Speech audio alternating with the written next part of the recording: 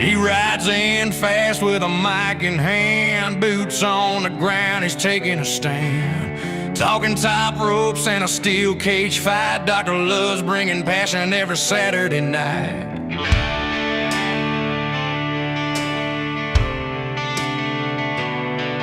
From Nashville bars to the squared up stage, he's calling out legends, flipping the page with a cowboy hat and a wild red heart. He's been loving wrestling from the very start. Yeah. He's Dr. Love, the American cowboy, taking down hate and bringing the joy. From pile drivers to a power bomb kiss, ain't nothing sweeter than a suplex bliss. Red, white, and boots of flame. Aaron loves wrestling, riding that fame. He's breaking the rules, but he's always true. This cowboy's heart bleeds red, white, and blue.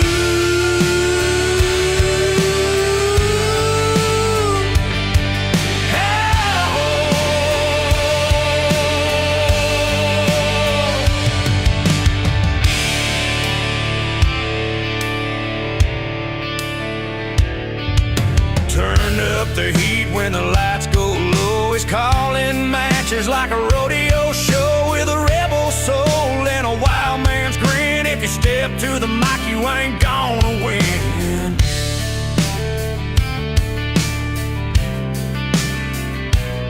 He's got love for the stories and love for the fight. Late night talks under neon lights. He'll walk that line between rough and refined. Dr. Love's got a lariat and a mastermind.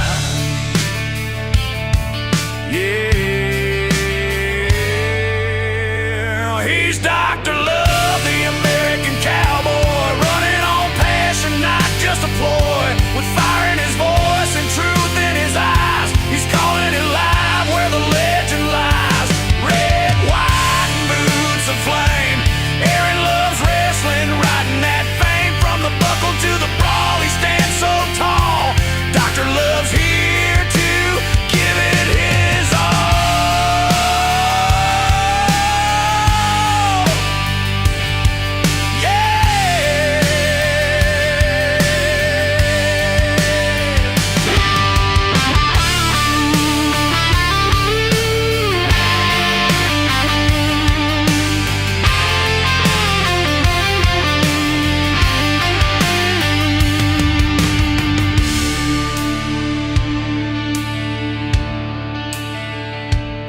So raise your glass to the rebel host, to the cowboy doctor we all love most. From heartbreak heels to fan favorite cheers, he's been riding with wrestling for all these years.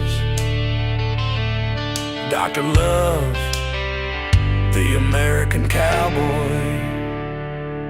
This ain't just a show, it's a power bomb blow.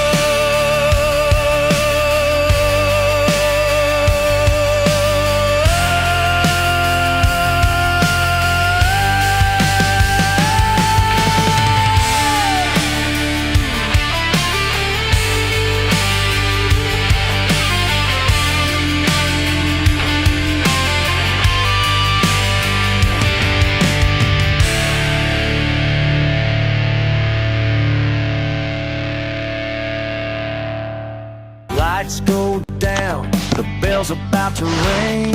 Aaron's in the booth talking about everything from WWE to you, classics and the rest. You know he's got the passion and he's bringing you the best. Aaron loves wrestling, feel that heat. Every finish. How's it going, everyone? This is the Aaron Loves Wrestling Podcast, and I am your host, Dr. Love himself, Aaron. And in this episode today, we got Lit with Christ. That's right, Jack for Jesus, Nick Gaglione. I think I said it right. And I'm going to bring him on. We're going to be talking about Jesus, or testimony, health and fitness, and of course, that wrestling. So, after no further ado, here is Nick. What's going on, Nick? What's up, guys? Nice to meet y'all. It's about to be some fun. Oh, yeah, it's going to be real fun. So, Nick, who is Nick Gaglione, right? Nick Gaglione. Gaglione. Dang it. I'm Yeah, gonna get it right. I want to get it yeah, right here in a it's minute. super Italian. You won't be the first or last person to mispronounce it. And honestly, when I get the mispronunciations, it's fun to me. It's cool to see how people pronounce my last name. So part of the reason why I go by Lift with Christ on social media, it's a lot easier to pronounce and say. A lot easier, Jack for Jesus, live through Christ. Yeah, or just Nick. Yep.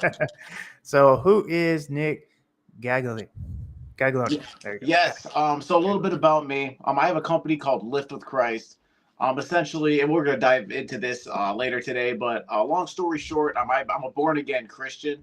I used to be have a heavy addiction to prescription painkillers, and there was a moment at the height of my addiction where I laid it all out and surrendered my life to Christ. I always acknowledged Jesus, but I didn't surrender it all to Him. There were certain things I wanted to live by, and then other things that I pushed aside a little bit. But it wasn't until I found my sobriety where I completely surrendered my life to Christ. And through that, I found my new addiction, which is fitness. And after that, that's what inspired me to start my ministry because I know how much the Lord has touched my life. And my goal is ultimately to help other people find Christ as well.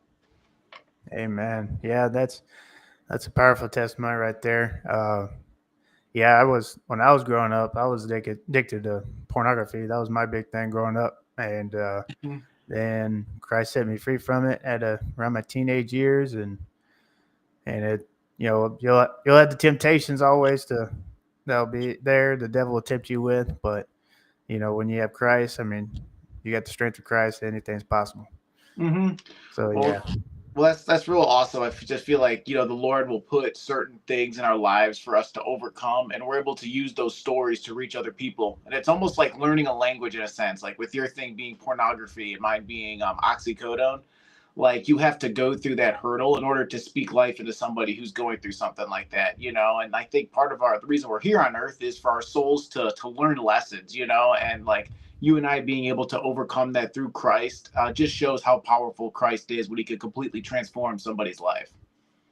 right. Yeah, I've talked to a few people that had that same addiction as well. Not only that, I was heavily into drinking, and I smoked cigarettes at one point, and I when I went through my first divorce. That's when it really went downhill for me. I got back into pornography, and I went through a lot of other addictions, alcohol and cigarettes, and Mm-hmm. then Christ hit me free in 2020, and then that's when soon I met my wife now, who is a Christian, and one woman that I'm blessed that God blessed me with. That having that right partner by your side, and one who walks with Christ with you and reads the scriptures with you, goes to church, and will even keep you in check. She's kept me in check a lot of times. And I appreciate that. Sometimes where you're like, but at the end of the day, with us helping one another, especially in a marriage, that's powerful right there. Mm-hmm. Man, well, congratulations on everything, man. I think it says a lot about your fortitude that you're able to get on the other side, overcome all of that. Now you're married and you have a much better lease on life, it seems. Now, let me ask you real quick. Is your wife a wrestling fan? She is not that big of a wrestling fan. She's gone to a show with me and she's watched it a few times and she'll Yeah. kind of crack jokes about it. Okay. but she there's a like she'll watch it. Like she watched WrestleMania 40 with me last year. Um, and she bought me tickets for my birthday back in 22 for Monday Night Raw front row seats. Yeah, Bruce Keeper, Roman dude. Roman Reigns was there, Brock Lesnar, Bobby Lashley, Mm-hmm. um, Austin Theory. I mean, it was great. I hated that I missed out on Cody Rhodes. That's when he went through his pec injury, Ah, okay. and so that's when he tore it. That was a Halloween episode, and Mm-hmm. uh, it was fun seeing that Halloween match that they always have, and then seeing the pumpkin like smashed right in front of me and all that. Otis was there with Chad Gable like, when they was the Alpha Academy, and Yeah. it was really fun. And you can see me even on TV. If you see me in a Jaguars hoodie, that's me right there. There's like a guy dressed as Joker in front of me, and I'm having fun. And when JBL came out, because JBL was there too, he started talking about the Cowboys and everything. Although I am a big grow up a Cowboys fan. I like Cowboys, but I was chanting Duval and Jaguar. See if I can get him to respond. He didn't, but tried. I love it. But yeah, it was so much fun, and especially when I got to go rewatch it, see myself on TV a little bit. So she went with me to that. She went with me with that when she was pregnant, by the way. So Ooh, okay, yeah, there you go. a few months pregnant in. We have a little boy, 2 years old now. He's born in April. Congratulations. Yep, April 3rd of 2023. He's a big boy now, and The he's day an after awesome little kid. WrestleMania. What's that? Yes, Was it the was day after WrestleMania? WrestleMania weekend, WrestleMania 39 weekend, when she went Oh. into labor.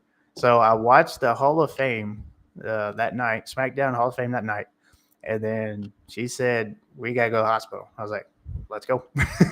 So while we was at the hospital, I thought we thought it was going to be an April 1st, baby, Mhm. but he postponed that till April 3rd, and I got to watch at least night one of WrestleMania while she was asleep, and then I helped her out in her, when she needed help, and then I got to see night two a little bit. I mainly got to see the main event, which glad Roman Reigns won, Tribal Chief, but. Yeah, so and then April 3rd at 11:33, he was born. So, yep, WrestleMania, baby. Dude, I that's love so it. awesome, man. I feel like it's almost poetic in a way that It is. That Aaron Loves Wrestling podcast has a child born WrestleMania weekend. I'm in a similar boat as you. I got a 2-year-old son myself. His name's Rocky. He was born July of 23. Rocky.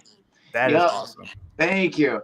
And my wife, very similar to yours, where it's just like she had no idea the whirlwind of wrestling, because I would watch wrestling and whatnot, but it wasn't until we started living together where she realized that like I had a passion for it, and I was like, I flew to Vegas for SummerSlam. You had to know I at least like wrestling somewhat, But she's as patient as she could be with it, man. Yeah, that's that's great, man. It's great. We have kids that are like that close to one another. So Yeah. where's home? Where's home for you? If you don't I mind currently sharing. live in Ohio. Ohio. But my goal is to move down south. Ohio's cool for during spring, summer, fall, winters. I can't stand. The Lord made me Italian, so like I'm meant to be in the heat. Meant to be in the warm weather. So when me and my wife move here in the next few years, we definitely plan on moving down south. Well, Louisiana, it does get hot. It's hot right now. So, Mm-hmm. so if you want to look at there, Okay, there's there also we go. Texas. Mm-hmm. Texas right next door. So, Well, yeah, they it hold was. WrestleManias at the Superdome and AT&T Stadium. So I got hopefully if I'm in that area, I can be driving distance to a WrestleMania in the near future. Yeah, I would like for it to be back at least AT&T Stadium. Back in 22, I'm in law enforcement. And that was my last week of the academy. So I wanted to go, but priorities first. So I had to study. So I sacrificed going because I had my last test that week. So I really hated that I couldn't go. I was like, man, it's in Texas, Dallas, Texas, right there. But it's like, no, I got to study. So I made it through. So, but yeah, I hope one day I'll be blessed to go to WrestleMania. One day. Yeah, it's I've been to 7 actually, and especially the first time I went, dude, just seeing the stage and everything all lit up and just being there live. It's for me, it was just like if you're a wrestling fan, to me, you got to go at least once. It's just such a unique and special experience to go. Oh yeah, like I went to All in Texas, and that was awesome. That felt like a WrestleMania to me. I mean, I haven't been to WrestleMania, but going to All in Texas, it was it was a very like all the way through 7 hours of wrestling. It was so cool, and I went all the way through uh to the end, and we got there that Friday, and as you can see, I got a picture with Hangman up there, and that's what I've been through so far. I went AEW Collision came into my hometown last year as well. Went to that one. I'm waiting for another Raw or SmackDown. Usually, time when it comes though, I'm working that weekend or I got work or the finances are tight and I can't go. And it's like, wait for that right moment again. Because I love to go to another WWE show because I just love it all. I watch WWE, AEW, TNA. That's the whole message. Is I just love wrestling. I don't get caught up in ratings or ticket sales or this or that. I could talk all day about what's negative and what I didn't like, but that's going to take the enjoyment out of it. So It's I almost just like talk. Marvel and DC. I feel like where some people think they can only watch one or the other, where it's just like you could actually watch and enjoy both. You don't have to pick one over the other. You know what I mean? So I think it's cool. You have a good perspective, where you just enjoy wrestling in general. You know? Right, like DC, like Batman all the way. I love Batman overall. He's my favorite. But in Marvel, I like Spider-Man, Captain America. I like Thor, Hulk. I mean, there's so many other. I like Punisher, Wolverine. Yeah. I do like Superman. I'm hyped to see that new Superman movie. Hopefully, one weekend. Yeah. But man, I love both. Man, I have favorites in both Marvel and DC. Just like wrestling, I got both favorites and everywhere. Yeah.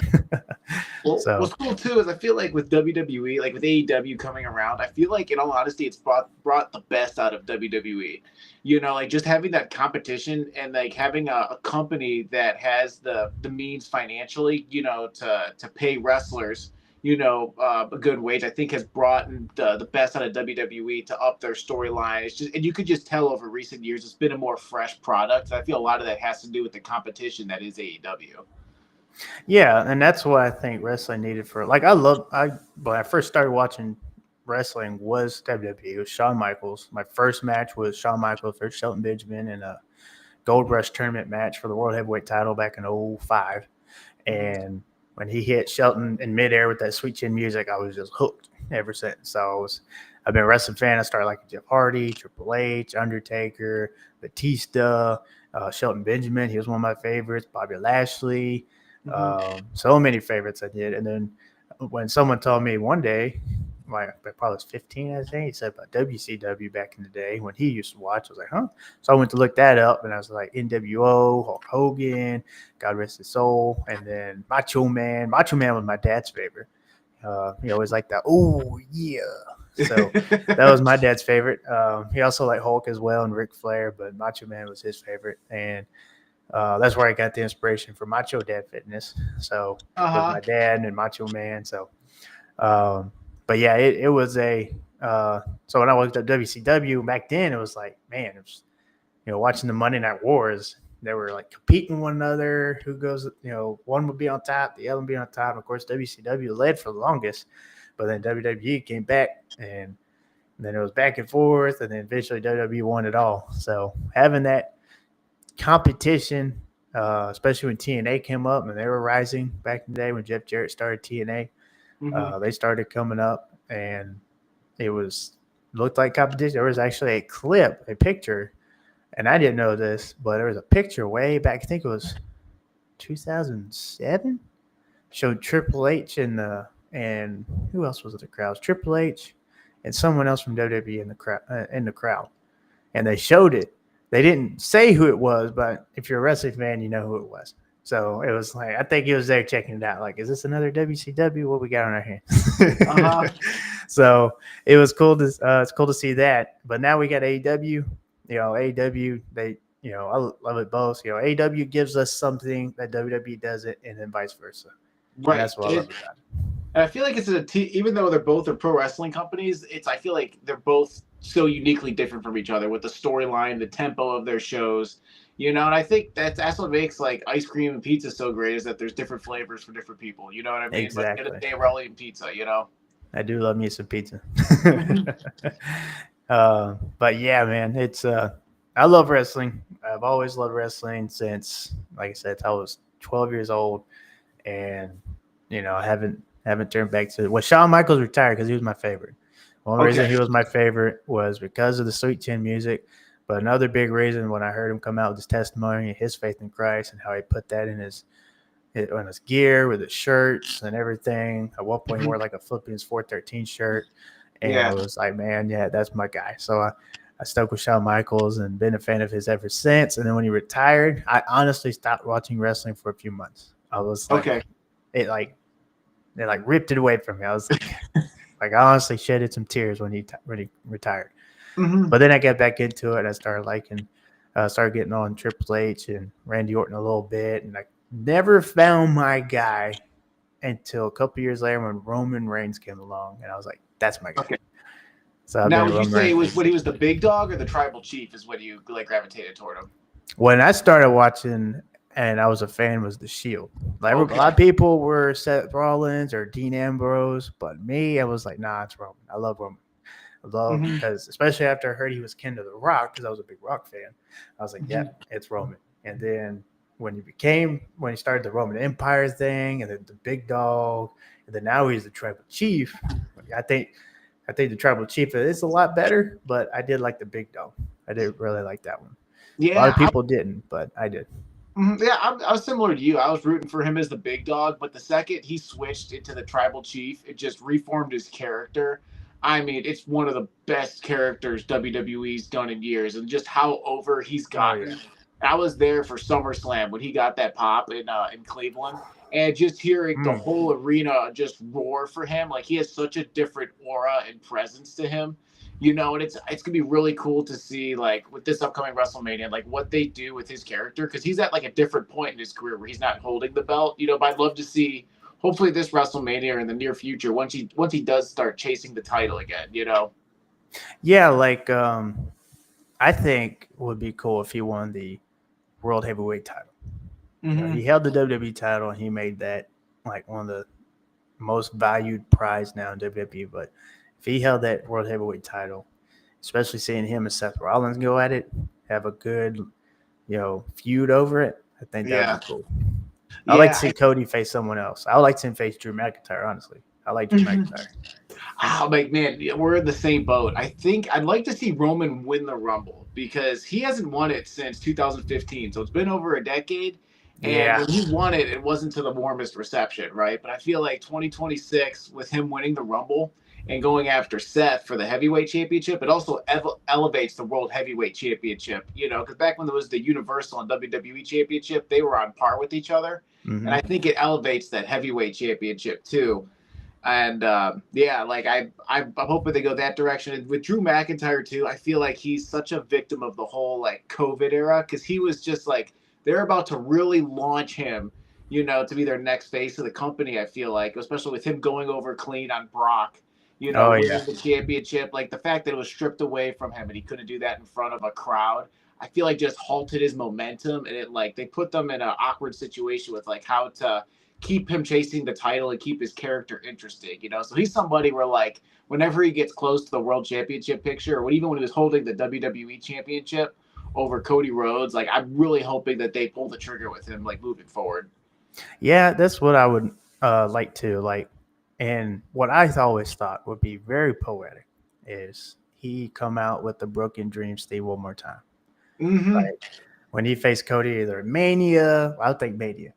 Um, but if it's sooner, like Survivor Series or something, just have him come out that theme, because Cody's the American Nightmare, which is kind of paying homage to the American Dream. Yeah. Have him coming out with the Broken Dreams and just come out like that. One, I missed that theme so much. I like his new theme, but Mm-hmm.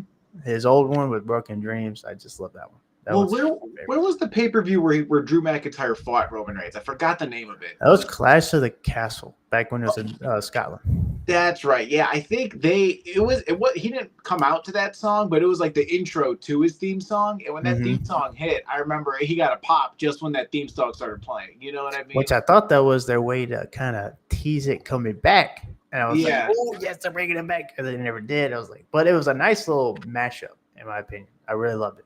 Yeah. But I really thought Drew was going to win that. And sadly, I was Uh-huh. mistaken.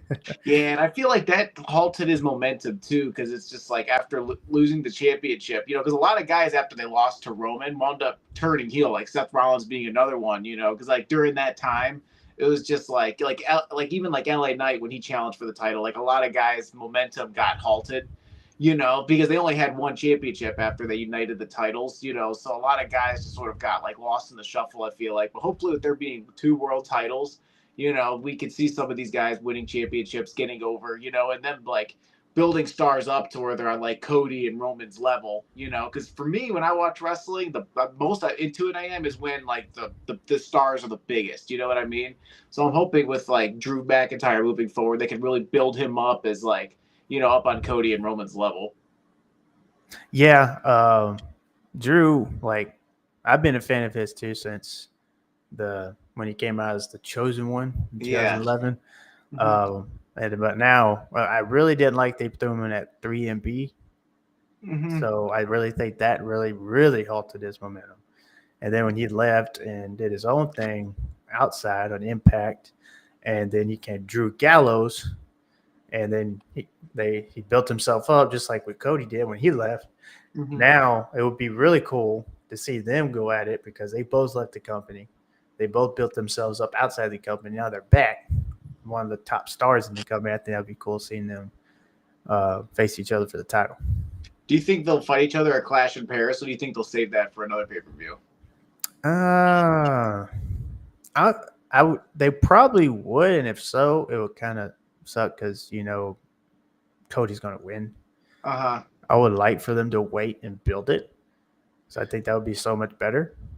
But it could be the way they're going after SmackDown last night, so we'll see. Yeah, I feel you on that. I'm sort of in the same boat. I think they're going in that direction, but hopefully I'd like to see them save that for a bigger moment.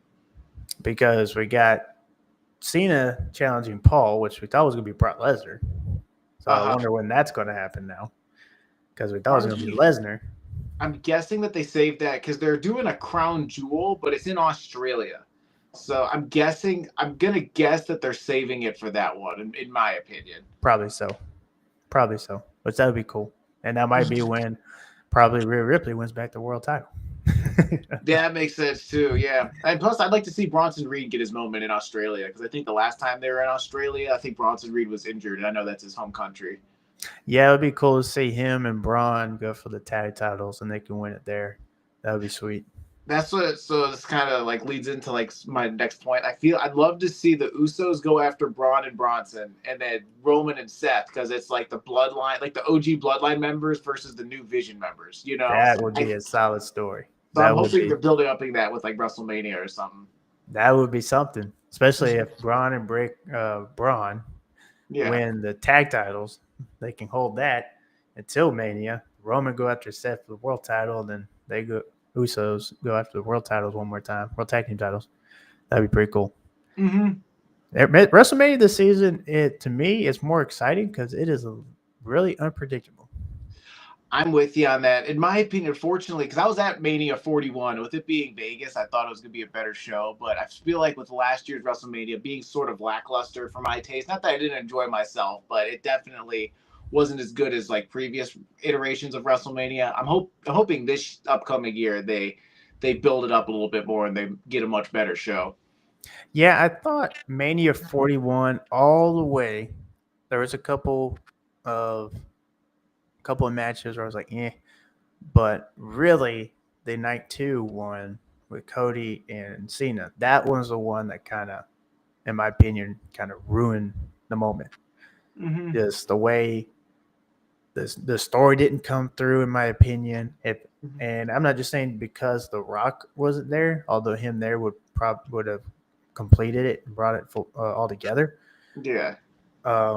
Wasn't a fan of Travis Scott coming out and doing his thing. But it was if The Rock had come out, or if The Rock had chosen someone else to be his guy, like Drew or something, and come out and cost Cody, I think that would have been really cool. I'm with you on that 100%. Yeah, with the whole Travis Scott thing, I just wasn't feeling it. I mean, with all due respect to him, just logistically at 150 pounds or whatever he is, him beating up on Cody Rhodes in Cena's last WrestleMania, when it all happened, like I wanted Cena to win, but just how it happened, I'm like, it's just not a. To me, I thought they could have done a better job with Cena's last WrestleMania. Yeah, and statistically speaking, if you want to get real technical with it, he still didn't break Ric Flair's record. Ric Flair is a 21-time world champion. WWE don't want to acknowledge that, but it's true. Yeah. So, but because Ric Flair has talked about his title wins, because he won back the world title in some show when NWA had a partnership with Mexico. He dropped the title to their top guy and then won it back, but it wasn't televised. And that's when they're like, did it really happen? And I was like, okay. I highly doubt Rick is going to go around lying about that. But but then you had some of the titles that don't count, is when the WCW made an interim championship because NWA and WCW had a fallout, so they're fighting over the big gold belt at the time back in '92.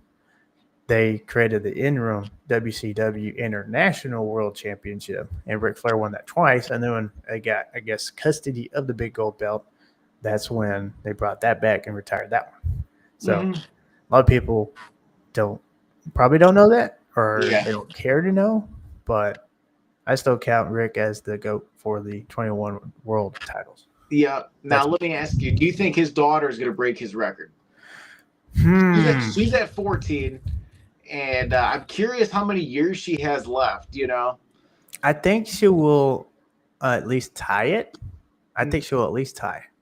But breaking it, and it's crazy, like, to think she's like, what, I think 37, 38, when she doesn't look it, and it's like, man, it feels like, she's been at this only for a few years, but she hasn't. It's been like 10 now. Yeah, I know. Probably a little over 10. So, I mean, Charlotte, and I always liked Charlotte. A lot of people have it because of, she's a Flair, and she's only getting this because she's a Flair. But no, she's really talented in the ring, on the mic. I mean, how many people have we seen her second generation or third generation of someone and they haven't made it, or they're on the mid card or something? Well, that's the thing with Charlotte, is that she's never had a bad WrestleMania match. Her match with Rhea Ripley was a classic. The triple threat in Mania 32 was a classic. Oh, when she fought Asuka, that was a good match with the triple threat. Well, they kind of botched the ending with Ronda and Becky, but like, I know when Charlotte and Ronda fought at Survivor Series, that was a classic. I mean, she's just, of all the women on the roster, I mean, she puts up the best matches, in my opinion, hands down. Yeah.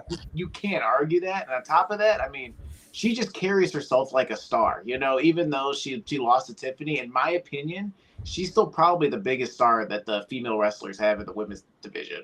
Oh, for sure. And speaking of Charlotte Tiffany, do you think all that was a shoot, or was it a work? Ooh, okay. So still a big topic. Okay, I do think it was a shoot, but I think they brushed it up and got over it. Yeah. Because I don't know. I think because even on Logan Paul's podcast, Tiffany said, like, I had to apologize for it, which sort of collaborates with what I saw on Unreal. So I don't know. I think Charlotte, from what I've gathered, I think Charlotte went off script, and then Tiffany hit her back with the biggest singer that she could have on her. That was a hard line right there, though. Because Tiffany said on Logan's podcast, she's like, I don't apologize for retaliating, but I apologize for how I retaliated. Which makes you think, I think Charlotte must have said something off script that got under Tiffany's skin, so that she just went for it, and I think she shot her biggest and best bullet at her during that promo. And I've yet to see that interview with her, Logan Paul. I heard a few things, but I haven't heard that one yet. And I'm still through the first episode of Unreal, so I haven't watched it all. Okay. But yeah, when she dropped that line and I saw Charlotte's face, I was like, oh, that wasn't work. That wasn't part of the script. I was like, oh. And then everyone was like, oh, it was part of the script. I was like, no. You see her face? I was like, no, I'm coming for you now. Well, admittedly, as a fan, because I didn't know at the time whether, if they even got along backstage, like, I think after the fact, they've sort of been like, oh, we're cool with each other. But during the fact, you didn't know. And that actually made the WrestleMania match, in my opinion, I was more entertained to watch it, to see how it would unfold. It's like, if she offended Charlotte, is she going to put her over? Like, it actually added more weight to that match, in my opinion. Yeah, and I thought after that Charlotte, like, if we were under still Vince, that would have been, Charlotte would have won and would have taught Tiffany, I guess, a lesson. But with the new regime, they're like, oh man, she got game. So they had Charlotte still put her over because I thought she was going to win. Now I was like, oh, she should not have done that. Now she screwed it. Now she's going to go back at the bottom. She's going to be a little jobber and all that. But nope, she's still the world women's champion. So, well, that's what I was saying to my dad, because we were there at WrestleMania in Vegas, and my dad's just like, nah, like the young blood's going to win this one. And I was just like, Dad, Charlotte Flair wins championships. You know what I mean? It's just going to happen. Taxes, death, and Charlotte wins, So exactly. So it was a surprise to me that she put over Tiffy clean, but I think like looking back at it, I do think it was the right decision, because it definitely elevates Tiffany Stratton, who's I think young, like 4 years younger than I am. Like she was born in like '99, so I mean she's still young, and you could build around her the next decade. Oh yeah, that and when she does the moonsault, I don't know who does it better, man. If Jacob or her, like they're both great at it. Oh my god, it's so graceful. Both of them they just hit it so smooth. I think it's more impressive to me for Jacob because of his size, Yeah. because of big guy he is. Like Mhm. that's why I find his a little more impressive, but she does it really good as well. I mean, she's pretty big herself for a woman, Yeah. but I mean, but Jacob though doing it that size, I mean, Yeah, that's just gravity's crazy, not supposed to move that way. You know what I mean? A guy right? that's his size doing that moonsault, it's just every time like whenever I see it, I'm just like, he's not supposed to be moving like that. It defies science. Right. It's kind of like Braun Strowman when he did some things. I'm like, how is that big guy doing that? Like, how is he jumping like that? How is he doing that? Mhm. Like, I think at one point he did like one of those over the top rope dives, and I'm like, hell, there's no way a big guy should move like that. Mhm. It's like goodness. So yeah, Braun Strowman, man, I miss him. Hopefully Yeah, I he's was gonna not say, done yet. what's he doing now? Is he So he's a free agent, so he can sign with okay. anybody. Yeah, he's somebody. I feel like WWE dropped the ball with him. I don't know everything Big that goes on time. backstage, but I thought, especially like after WrestleMania 33, where they Mm-hmm. had him flipping trucks and everything, and he was the monster among men. Like he was getting very over, and like at Mm-hmm. one point, he was, in my opinion, the hottest star in the company. And Oh I yeah. just feel like they just, for whatever reason, I don't know if it was backstage politics, maybe he ticked off the wrong person, I feel like they had a megastar on their hands with him, and with them pushing him right, and they just dropped the ball with it, unfortunately. Yeah, and that's the thing with me with because when he won the Universal Championship in 2020, Yeah, um, of course Roman had to drop out because of the COVID stuff and um, his condition. So right. they didn't want to risk anything, and then they put Braun in there and he won, and I thought that was great. Hmm. Um, and I hated he was just that transitional champion. I think if they had it to where he pretty much dominated with that championship, like who's going to stop him, and especially have a Roman come back and do it, I think that'd be Hmm. really cool. I mean, I like how they did it with Bray Wyatt. God rest his soul, miss him. Yeah. But if they had just built Braun up to be that big, kind of like they did Big Show back in the day, I think that would have been really cool, in my opinion. I think that'd be cool. Yeah, no, I'm with you 100%. Especially like, when you got guys that are, for example, like Brock Lesnar, that he's just a monster. And Oh yeah, and you take him legitimately seriously. It's like nobody can legit beat this guy. And with Braun, they had something similar to that, to where like this dude's a legit monster, and it's hard for any guy to beat him. But it's just like whenever somebody did beat Brock, it felt like such a big deal because he was so unstoppable. And I felt like they had the potential to have a similar star like that with Braun Strowman. With him just being as tall as he was, with him being as agile as he was for his size. Like that's another thing I don't think he gets enough credit for. Was like a mm-hmm. lot of guys that are his size don't move that well, but for him, he moved very well for what is he 6'8", 350 pounds or whatever he was. Like he was very Yeah. athletic. Yeah, he's very athletic for a big guy. Like, when Big Show's about his size and he wasn't that athletic. And Mm-hmm. then for Braun Strowman, it's just different. He's even cut up a little bit and shed some weight. Yeah. So to see him do that, and I just hope like AEW or TNA sign him something. I think it would be cool. And if TNA signs him, then he could still do stuff with WWE. So that'd be great. But I I feel wouldn't like mind AEW signing him. I was gonna say, I feel like that's what AEW's been missing, because they have like their in-ring workers are phenomenal, but they, Yes. they just don't have that like that big monster that's different from the rest of the pack. You know what I mean? They don't have that like 7-footer, or that guy who's like a big attraction. And I really feel like if Braun goes there, he's somebody who would stand out in AEW if he went there. Right. Which I wonder if he could fit in those tunnels. That'd be one question. That's funny. They might have to raise the tunnel just a little bit. Exactly. That's funny. Oh yeah, yeah. If he went to AEW, I could see good matches with him at Wardlow. I can see Mhm. him some good matches with even Beast Mortos and some other big guys they got. Bobby Lashley again. So Mhm. I think seeing him going over there would be great, especially challenging those guys. Fun fact: you brought up Bobby Lashley. Do you know I met him in person? What? Yep, so I was going to clean eats. So it was after one of my workouts, and I tried to eat like relatively healthy, but there's days where I'm just lazy or time constraints, and I don't feel like cooking, right? Same So here. there's a restaurant called Clean Eats. It's supposed to be like relatively healthier food, and this was the day that he was debuting in AEW in Cleveland. Or it Ah, was the day before. So he's there by himself. I opened the door and I just see him eat there by himself, and my jaw drops. I'm like, yo, that's Bobby Lashley. So I tried to be like as cool as possible, and then like after I ordered my food, I asked him for a quick pic, and he was super nice. But it was just like oh, that's so cool. random because like usually when I meet wrestlers, it's at like meet and greets or like at like, organized events. But it was so cool to just randomly bump into him at a restaurant. Yeah, at All In Texas, when they were at that hotel, there was a Mhm. few wrestlers walking around the hotel and just talking and getting pictures. I got Mhm. one with Powerhouse Hobbs, which is Okay. I love Powerhouse Hobbs. Hmm. I hope he wins the world championship one day. Hmm. I got pictures with Kevin Knight, Toa Leona, which Gates of Agony just re-signed with AEW, so that's cool.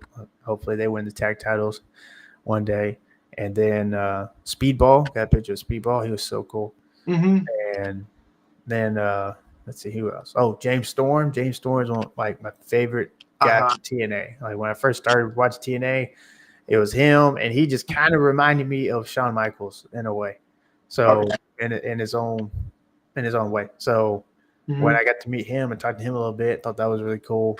And then I got to meet Matt Cardona. He was cool. Uh-huh. So I saw him. I was like, "Oh, Matt Cardona, can I Hmm. get a picture?" He's like, "Yeah, man, not for free." And I was like, "How much?" I was like, Did he "Oh, say sure." not for free? Yeah, he said not for free. I was That's just like, because I thought he was walking around because he was standing in front of the table, but at the time I didn't realize it was his table, and I was like, "Oh, can I get a picture?" He's like, "Yeah, not for free." And I was like, "Oh, okay." that's hilarious. It's I met he's one of the first wrestlers I met. I met him WrestleMania 32 weekend. And I remember telling him like, "Hey man, I'm sorry WWE like stopped pushing you like years back." He's just like, "It's all good, man." And then oh like yeah, a few years later, like whenever I meet him, you could tell he just gives off a vibe where he's like he's there because he's supposed to be there. Like it's just business for him, you know. But it's just funny to me.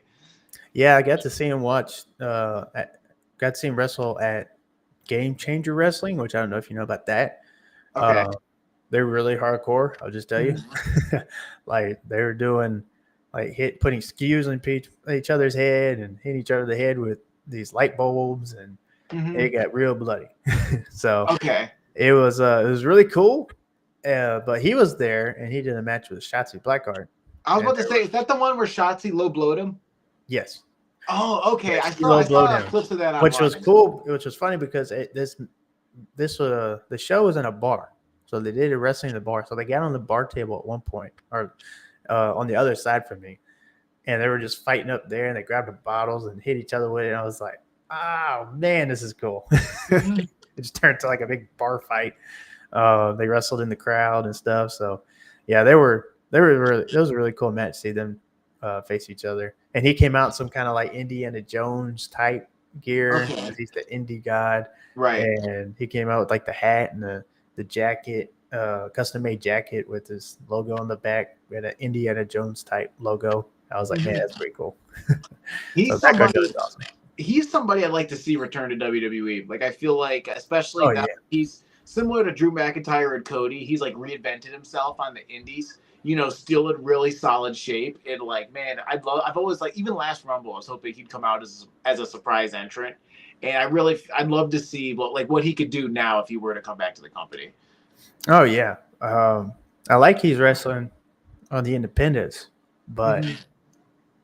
I would like to see him come back to WWE and man, maybe even face Seth Rollins for the world title or Roman, Cody even for the WWE title, which I thought was funny with John Cena name dropped him on that one promo, the pipe bomb with Yeah. CM Punk. I was like, Uh huh. man, might drop Claudio as well. I Yeah. was like, Yeah. I was like, Cena breaking the fourth wall. Now, Cena did that. I'm pretty sure he's probably the only person on that whole roster that can name drop those people and Oh, be yeah. them being cool with it. Man, if I'm like, man, if that was anybody else saying Oh, their yeah. names, they'd be canned. You know what I Oh, mean? yeah. Which Sami Zayn name dropped AEW on, I think it was 2019 when they first started. Yeah. And he name dropped him on there, and yeah, Vince didn't like that. That was when he had his like conspiracy theory gimmick, right? Yeah. Dude, he's always cracked me up. Like when he had that gimmick and when he was with the Bloodline, that was just like comedy gold. Like especially me and my brother Justin who watches wrestling, like he always cracked us up. Oh man, when he was with the Bloodline, that was like there was a few times where Roman and Jay and all of them they just broke character. They couldn't help it. Yeah. And I just loved that part because it was because you can see Roman. He's kind of like he's like I can't laugh. I gotta be serious. And Jay was so Jimmy as well. They're like I can't laugh. And then I don't know how Solo. I mean Solo great. I don't know how he's had the straight face the whole thing because you'll see him. He's just like. But Jimmy, Jay, and Roma, they're just breaking character and just laughing a little bit. And then Paul Heyman did at one point too. I mean, Sami Zayn added to that it was great. It to me, it kind of helped it go on and kind of revived it a little bit. Just see part of a long, trying to be this, outsider trying to fit in, and they finally like, all right, you come in, and then you just start cracking those promos. I mean, I still go back to this day and just watch them and just see how Roman and them just crack. I'm the same way. I'll rewatch that Uzi promo like once a month. Oh yeah, he just made everybody break character and everybody was just laughing during that one. Oh man, that one was the best one to me. But the few times he did have him break character. Other than that, I thought that was cool. Yeah, I love the Bloodline story, and it's still going right now. With Solo and the other guy that came from New Japan. the MFTs. Yeah, the MFTs. Yeah, which I think is cool. I can't wait for Tama Tonga to come back. Yeah. Tama Tonga, for him to come back. It's funny how one went out and then right. White one coming back, the other one got hurt. Oh, dang it! So I do like the Guerrillas of Destiny. They're watching them in New Japan was really cool. And I hope to see them kind of get more involved in the tag team division. I think that would be good. Yeah, I was hoping when The Rock returned, he would get involved in some way because I thought like this was my prediction back over a year ago, but I thought he was going to be the one that was pulling the strings behind the new Bloodline to get back at Roman for having him lose. And it seemed like they kind of dropped that. And I was a little disappointed as a fan because I felt like with them going that whole Bloodline route, it was eventually going to lead to a Roman Rock match, But it just seems like that they've cooled off with The Rock recently, and it's just like. I don't know. They included him. He's part of the WrestleMania build-up. Hasn't been back since Elimination Chamber, So it's just sometimes I don't know if it's the Rock schedule or what. But I feel like there's the way how he interjected himself in like the Cody and Roman stuff. I feel like there's just so much unfinished business that like I would as a fan I'd like to see be concluded in some way. Well, who knows? They might do that for this year's WrestleMania. I mean, I thought in Hollywood would be a good one, but yeah. What better way to do it than in Vegas? So if we can get that built up towards next year's WrestleMania, I wouldn't mind that for Roman to have at WrestleMania if he don't face for world title. I would love. This is just me. I would love for Roman because Rock be going around as the High Chief now. Okay, so Roman is the Tribal Chief. I would love, and this will be like one way to have Rock go out in the sunset, I guess, and to see him face Roman and determine who is now the High Chief of the Bloodline. Right. Roman to win that, be the new High Chief, go from the Tribal Chief to the High Chief, and the merchandise sales they can sell for that. And then he can appoint someone else as the Tribal Chief, and that's where he could probably get Jacob or Jay, something like that, and just kind of keep that thing going. Probably Jacob would be good, or Solo even. Maybe Solo come back to the light. Yeah. But that would be cool, in my opinion, to have at WrestleMania 42 as a storyline. Don't have to be for no title. Well, that's the title, but not to be for WWE title. But who is the head of the Bloodline? And I think it would be cool to have it in the first blood match and maybe have the bloodline surrounding the arena watching, like with Kishi, uh, the Usos, and everybody just sitting there watching to see who is now going to be the new High Chief, and then have this like golden Ulafala, and they can put on whoever the winner. So that would be cool in my opinion. I've always thought that. I thought that would be cool to have at WrestleMania 40 when they teased Rock versus Roman, but they dropped that because of Cody. Well, I love your idea. I think that's really sick. And one thing with WWE that, especially with like the newer regime, they got me 3 times. Cena's heel turn, they were able to keep quiet. They kept Seth's injury, they kept that quiet, and they were able to keep Rock's return very quiet.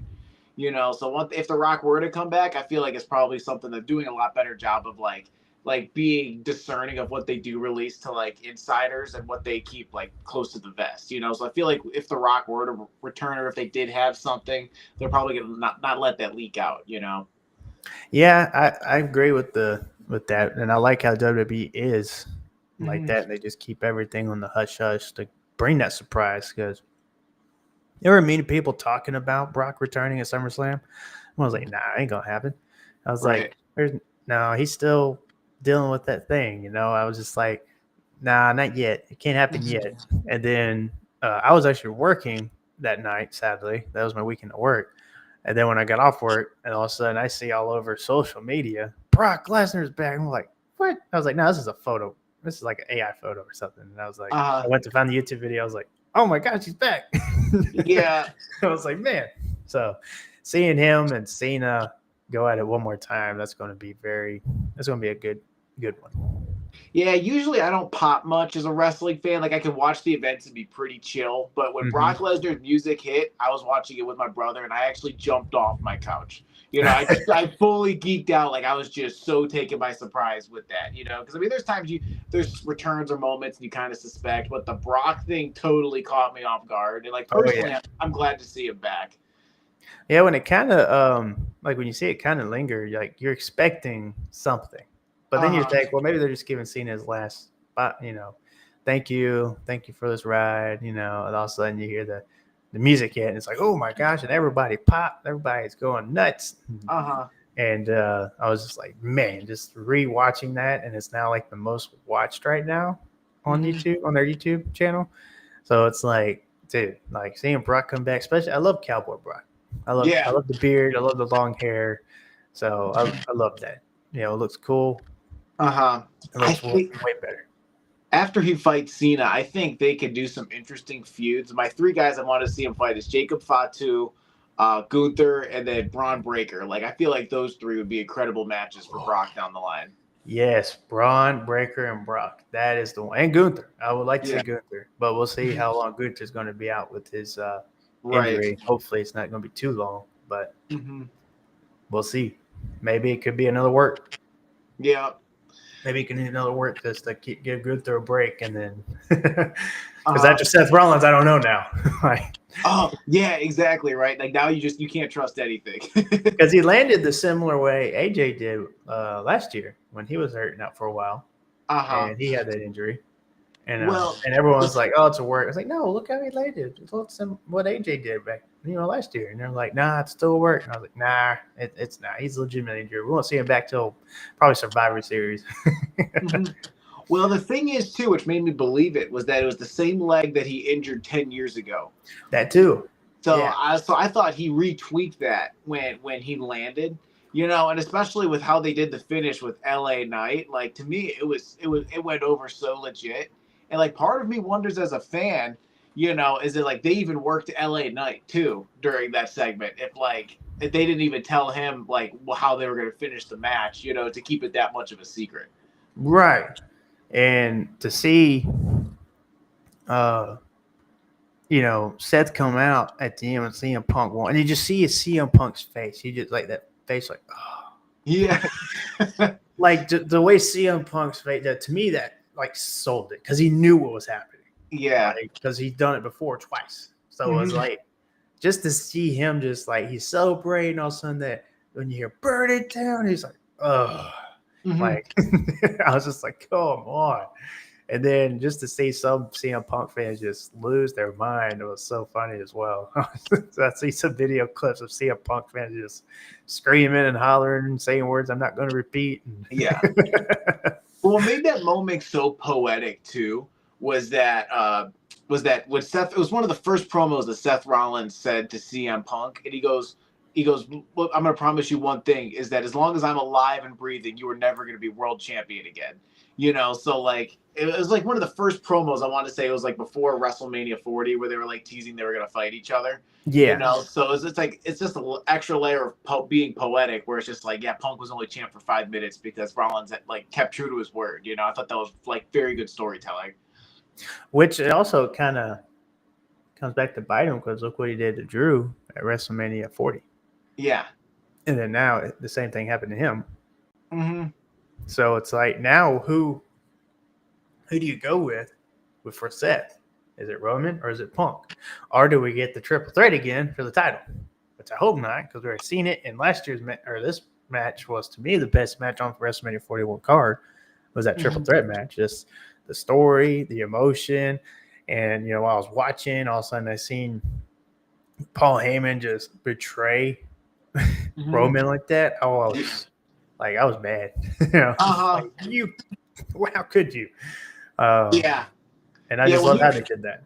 When he officially stabbed, like when he stabbed Punk, I was like, okay, I knew you knew he was going to betray somebody, right? But when he did it, but the way how they built that up the first time was with the chair and he was teetering between both, like my mind was just racing. It's like, what's going to happen? So when he did it the first time, it's like, all right, that was an emotional moment. And then they dragged it out, and then they did it again where he low blowed Roman, and I was just like, what? And then seeing Rollins' face when they align with each other, to me, that was just very beautifully done. How they were transitioned Paul Heyman to Rollins, which, even though I'm a big Roman fan, kind of makes sense because I do think the Heyman and Rollins pairing elevates Rollins. Not that he's gonna be on Roman Reigns level, but it elevates him to be an even bigger star than what he previously was.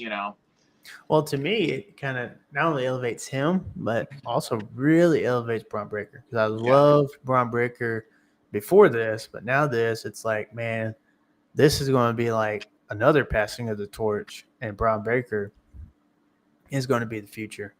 And to see him pair with Heyman kind of reminds me of that Brock Lesnar type feel. Mm-hmm. So it's like seeing this, especially helping Braun and his promo work, which he's not bad.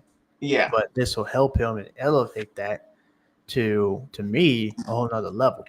Right. And it'll also, in my opinion, help even Bronson Reed. And I think Braun Breaker is a future world champion. Who knows? This could be the story to where maybe Seth becomes that dictator, so to speak, and then Braun keeps poking the dog, and then Braun's like, you know what? And then he goes for the title, and maybe Seth drops it to him.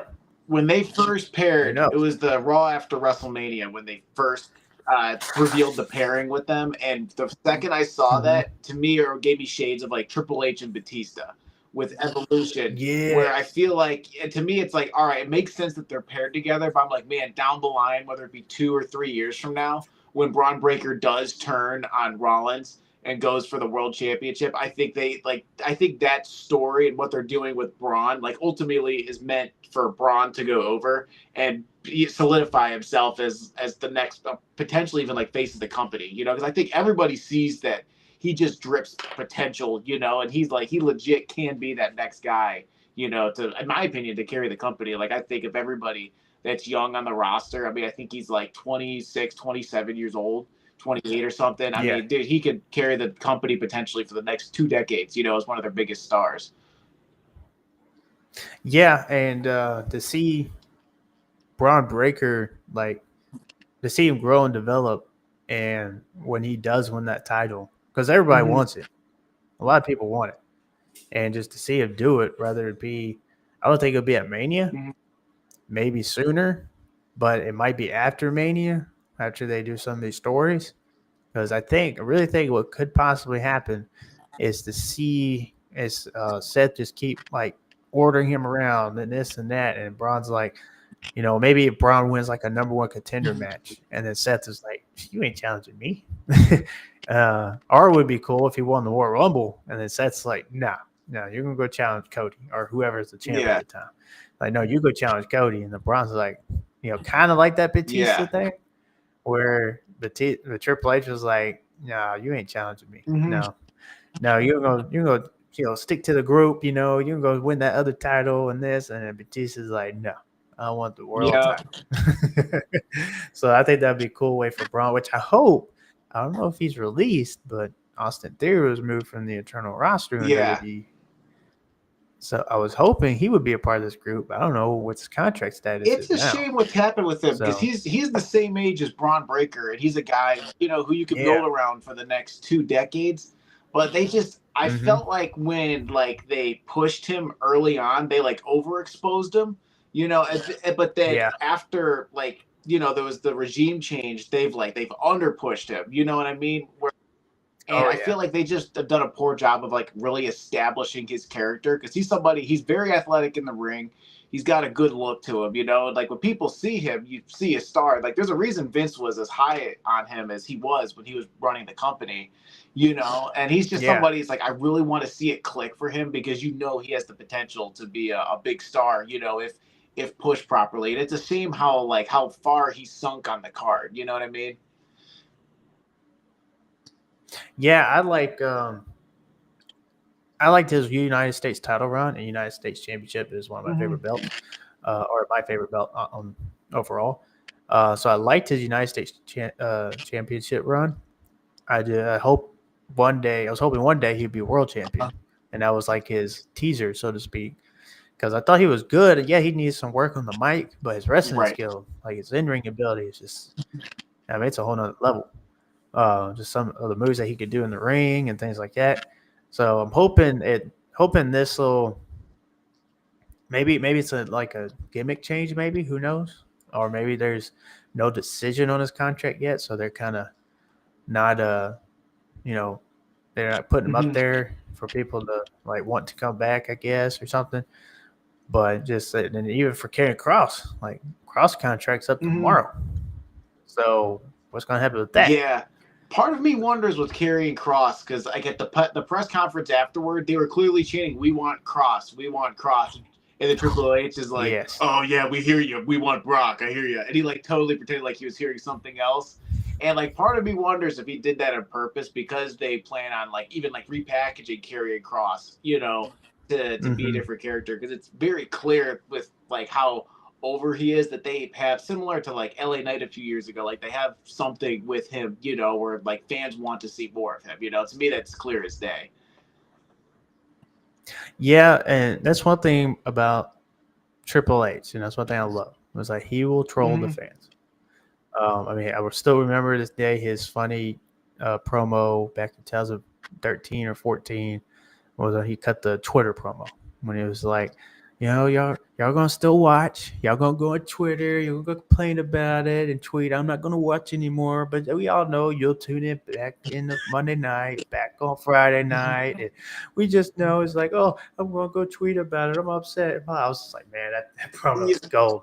And that's one thing I love about Triple H. Ever since especially DX, they've always trolled the fans. And that's one thing about Triple H I became a fan on is that he don't care if you hate it, he don't care if you love it, he's just gonna do it, and that's what I love about Triple H. And I love how Shawn Michaels is with NXT. Shawn Michaels has really done great booking and doing it with creative in NXT. NXT has gotten way better since the Black and Gold era, and I think NXT is still developing those future stars, especially my favorite in NXT right now is Oba Femi. I think he could be a future world champion and a future main event player too. He's got the aura around him, and he is really good on the mic. He's really good in the ring, and just how he, his character and the entrance. I just hope he gets pushed, especially when he gets to the main roster, because Oba Femi is really great. Same thing for Trick Williams. Trick Williams is great.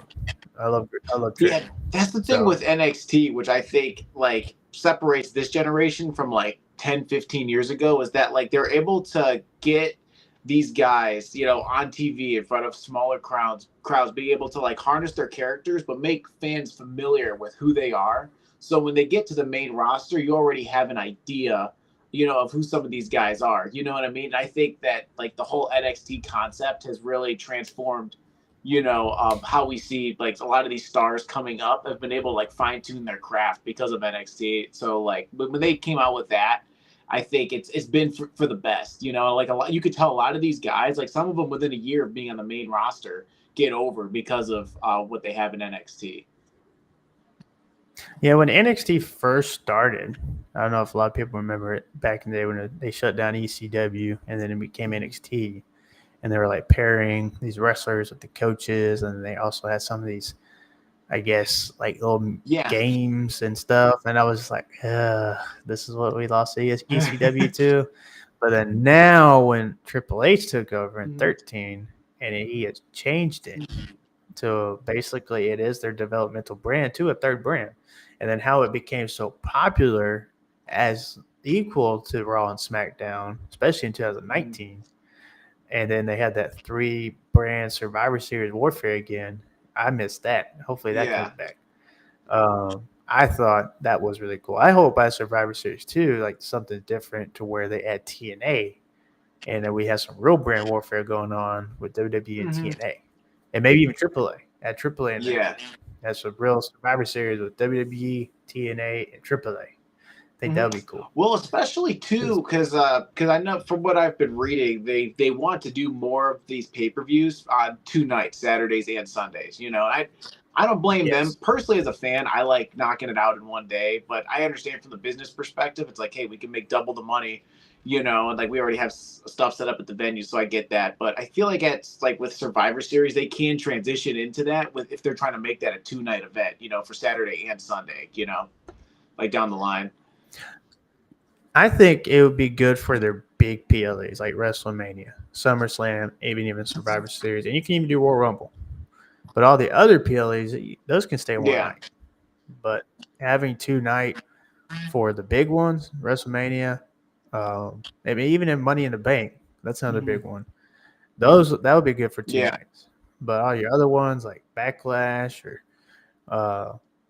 or let's see. Well, Saturday Night Main Event ain't PLE, but they should be one like Clash of Paris or things like that. That would be good for one. Yeah, no, that makes sense. And actually, too, like one thing with SummerSlam, like in my opinion, and I'm trying not to be a prisoner of the moment, like that may have been the best SummerSlam like I've seen. And I think a lot of it was because they were able to do 2 nights, so they were able to pack more matches in. Because I know last year at SummerSlam in Cleveland, they cut some stuff off, with like the Wyatt Six and different other storylines. They had something with Chad Gable where like they weren't able to put everything onto the card. So that is one of the benefits to having 2 nights, is that you're able to tell more stories and putting them on the show. The only thing I don't like as a fan's perspective, I love going to these events. I don't like paying for 2 tickets. That's my only gripe. I think if they did like a good, like 1 ticket for both nights, I think that would be beneficial for the fans. But they're probably not going to do that. Nah, I just got to work harder, man. So, if I want to go to this stuff, I got to work harder. Right. So, like for me, like I'm going to aim to go to Money in the Bank next year, and then get some good seats and some backstage passes and stuff like that, or the fan experience. But depends on how expensive it is. Same thing for WrestleMania. I want to try to go, but I gotta get a plane ticket for that. So and then find a place to stay. So it's the cost of it is what get like AEW, like going to All in Texas. I was 3 hours away. The ticket that I spent was like $115 bucks, and I got good seat. And then the hotel. Well, I went half and half with a friend, so that helped on cost too. But still wasn't a lot of money. I spent a total of around $600 and had a great time. Got a picture with my favorite guy.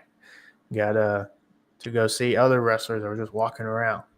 So that to me was like a great experience. And that's one thing I like about AEW is that they do give back to the fans like that. And I'm not saying WWE doesn't, but now with TKO, it's a little bit more money hungry now. And they're trying to look for what can we get the most money out of it. Mhm.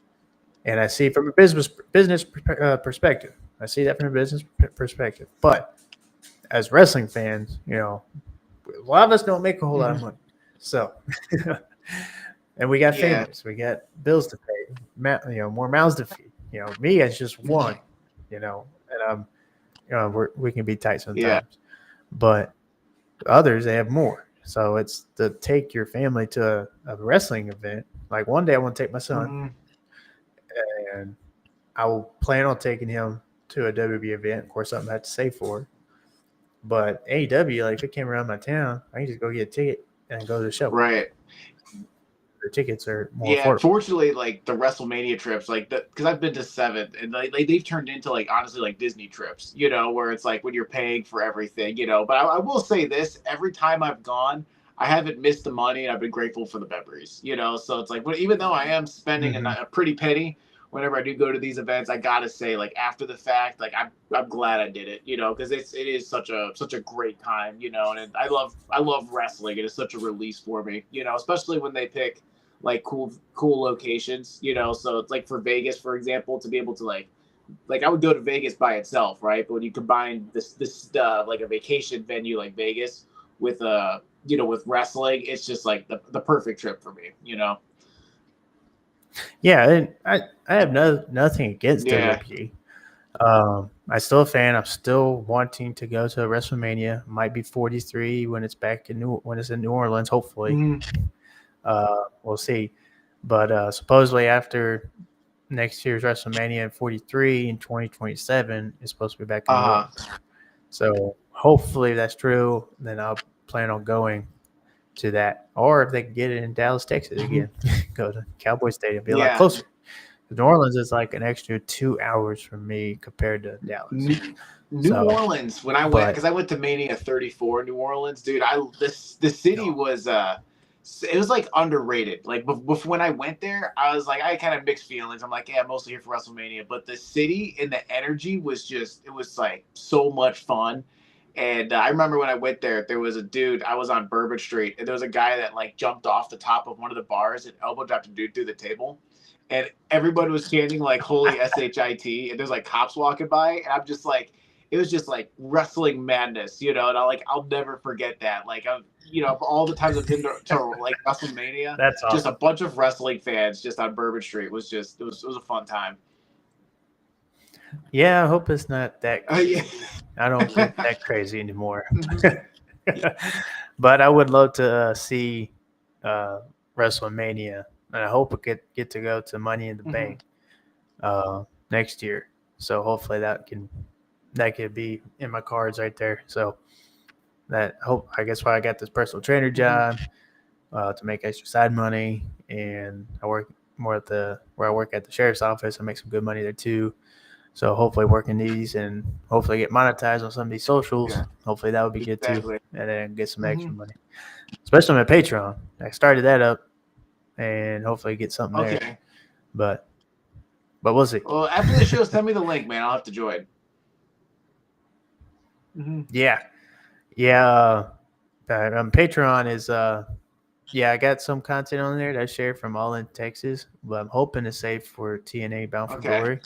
I'm going to try and stay for that one. I got a friend who lives out there like 45 minutes from the venue. So if I can get plane ticket stuff out there, I'm going to try to go and, again, share more stuff and hopefully do that because I'll become like my thing. I'm going to an independent show next week and near me in Texas. So I'm going to go there and kind of share some pictures there and videos and kind of interview some of the guys and get their company some exposure as well because they're really good. And they actually took me in and trained me for a little bit, but I had to get out of it because I was starting having back issues. It's not really fun. So you've been in a pro wrestling ring before? Yeah, I trained for about a couple of months. And I trained once in 2018 because I had a friend who owned his own wrestling promotion. And he had Simon Gotch at the time when he was with the Vaudevillains. Well, this is actually when he soon got released from WWE. And he was there, and for a coaching session, it was $20. So I went not only to help set up the ring, and I helped out with the show, like help with tickets as people came in and put the money in the pouch and all that stuff. Shane Douglas was also there. I got to meet him, and I got to train in the ring there for a little bit. But I really did it for a little bit more at this wrestling promotion, League of Lions, and they trained me a little bit, and I got a little bit more training there than I did back in 2018. And but like I said, I had to get out because of my job. I can't be going with back issues. Gotta be healthy and fit and ready to I'm go. with you. Yeah, I've taken So, bumps before in a wrestling ring too, and dude, it's not for the faint of heart. Like my mind is truly blown by like how some of these wrestlers are in such good shape, like physically, and are able to wrestle as much as they do. Because for me, it's like because I'm sort of into like more of a bodybuilding style of weightlifting. And it's like to be able to maintain that, eating healthy, going to the gym regularly, like that's tough in itself. But to do that and wrestle, and then on top of being a wrestler, like you're traveling, especially these guys in like these bigger companies traveling the country, some of them the world, to be able to stay in shape, and wrestle, like to me, it just blows my mind. Like I have no idea how they do it, and like back bumps are no joke. You know what I mean? Like you're, well, Bully Ray touched on it. Like your body becomes a callus basically to the ring, like over time. Like so, at first, like it still hurts, but not as bad as it did when you first started. So he kind of touched on that, kind of like when you play the guitar, your fingers are going to hurt at first, but then as you build that callus to it, then it gets better. So that's what he touched on. And not only that, like some of them, they probably got people cooking for them, right. or they order from those healthy prep meal companies that they already have prep meals. And then you got to think too, some of them, they go to these advertisements, commercials, and stuff like that they got to do. So their schedules are very, very busy. And, like I said, but that's what kind of gets under my skin when some people call wrestling fake and they make fun of it and all this stuff. And it's like, you don't know. Right.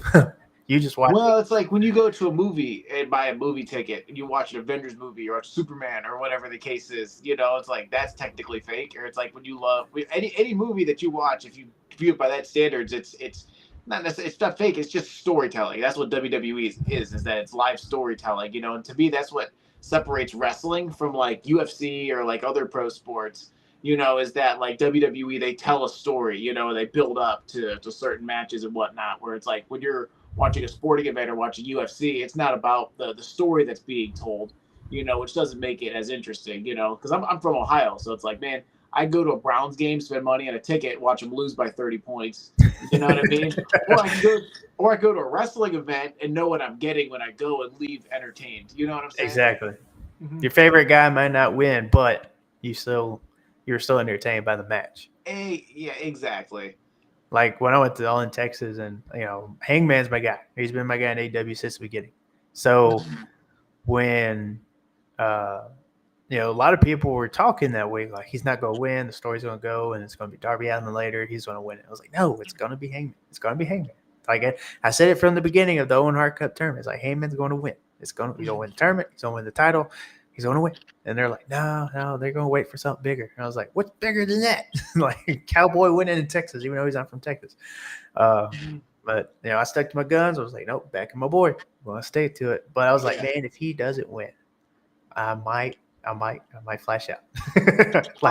He doesn't win. Like building this story and building the moment and everything. And of course, I was hyped. I was like, he's going to win. He's going to be world champion. And then I was like, man, if he doesn't win, there's even signs out there like, if Heyman doesn't win, we'll riot. I was like, I highly believe it. That's awesome. So I was like, so me seeing, even if he didn't win, although I've been frustrated, but then I was still walked out. Hey man, I was entertained. I got a good show, especially there. Like it was 7 hours of wrestling I sat through. So for $120, I got a good deal. So, I was entertained, great matches. I got to meet up with some other podcasts out there and friends that I made friends with. And some of them like that follow me and they were like, yo, it's Aaron. And I'm like, who are you? And they're like, oh, it's me. And I was like, oh, that guy or that girl. I was like, oh, sweet. So it was kind of cool meeting everybody out there. And that's one thing I love about this podcast thing. I get to meet, yeah, we get to do this virtually, but one day meet in person. So Uh-huh. that's one thing I love about it. Oh, dude, yeah, man. Especially, I'm sure like a future WrestleMania or something. I'd love Oh to yeah, because WrestleMania is in my blood. Like, it's one of those things where it's like, even if I can't afford it, I'm going. You know what I mean? right. Like, when I caught the bug, my very first one I went to was Mania 32, and like Ooh, the following year was in Orlando. It's like after you caught the bug, and then it's like, oh, it's gonna be in Orlando because like I love amusement parks and water parks.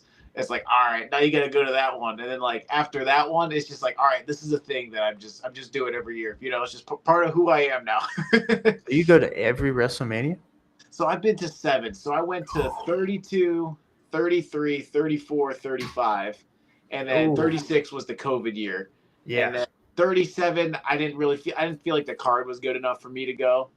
And then 38, I just got married and I was moving. I lived in Oklahoma for a year, so I was moving back to Ohio.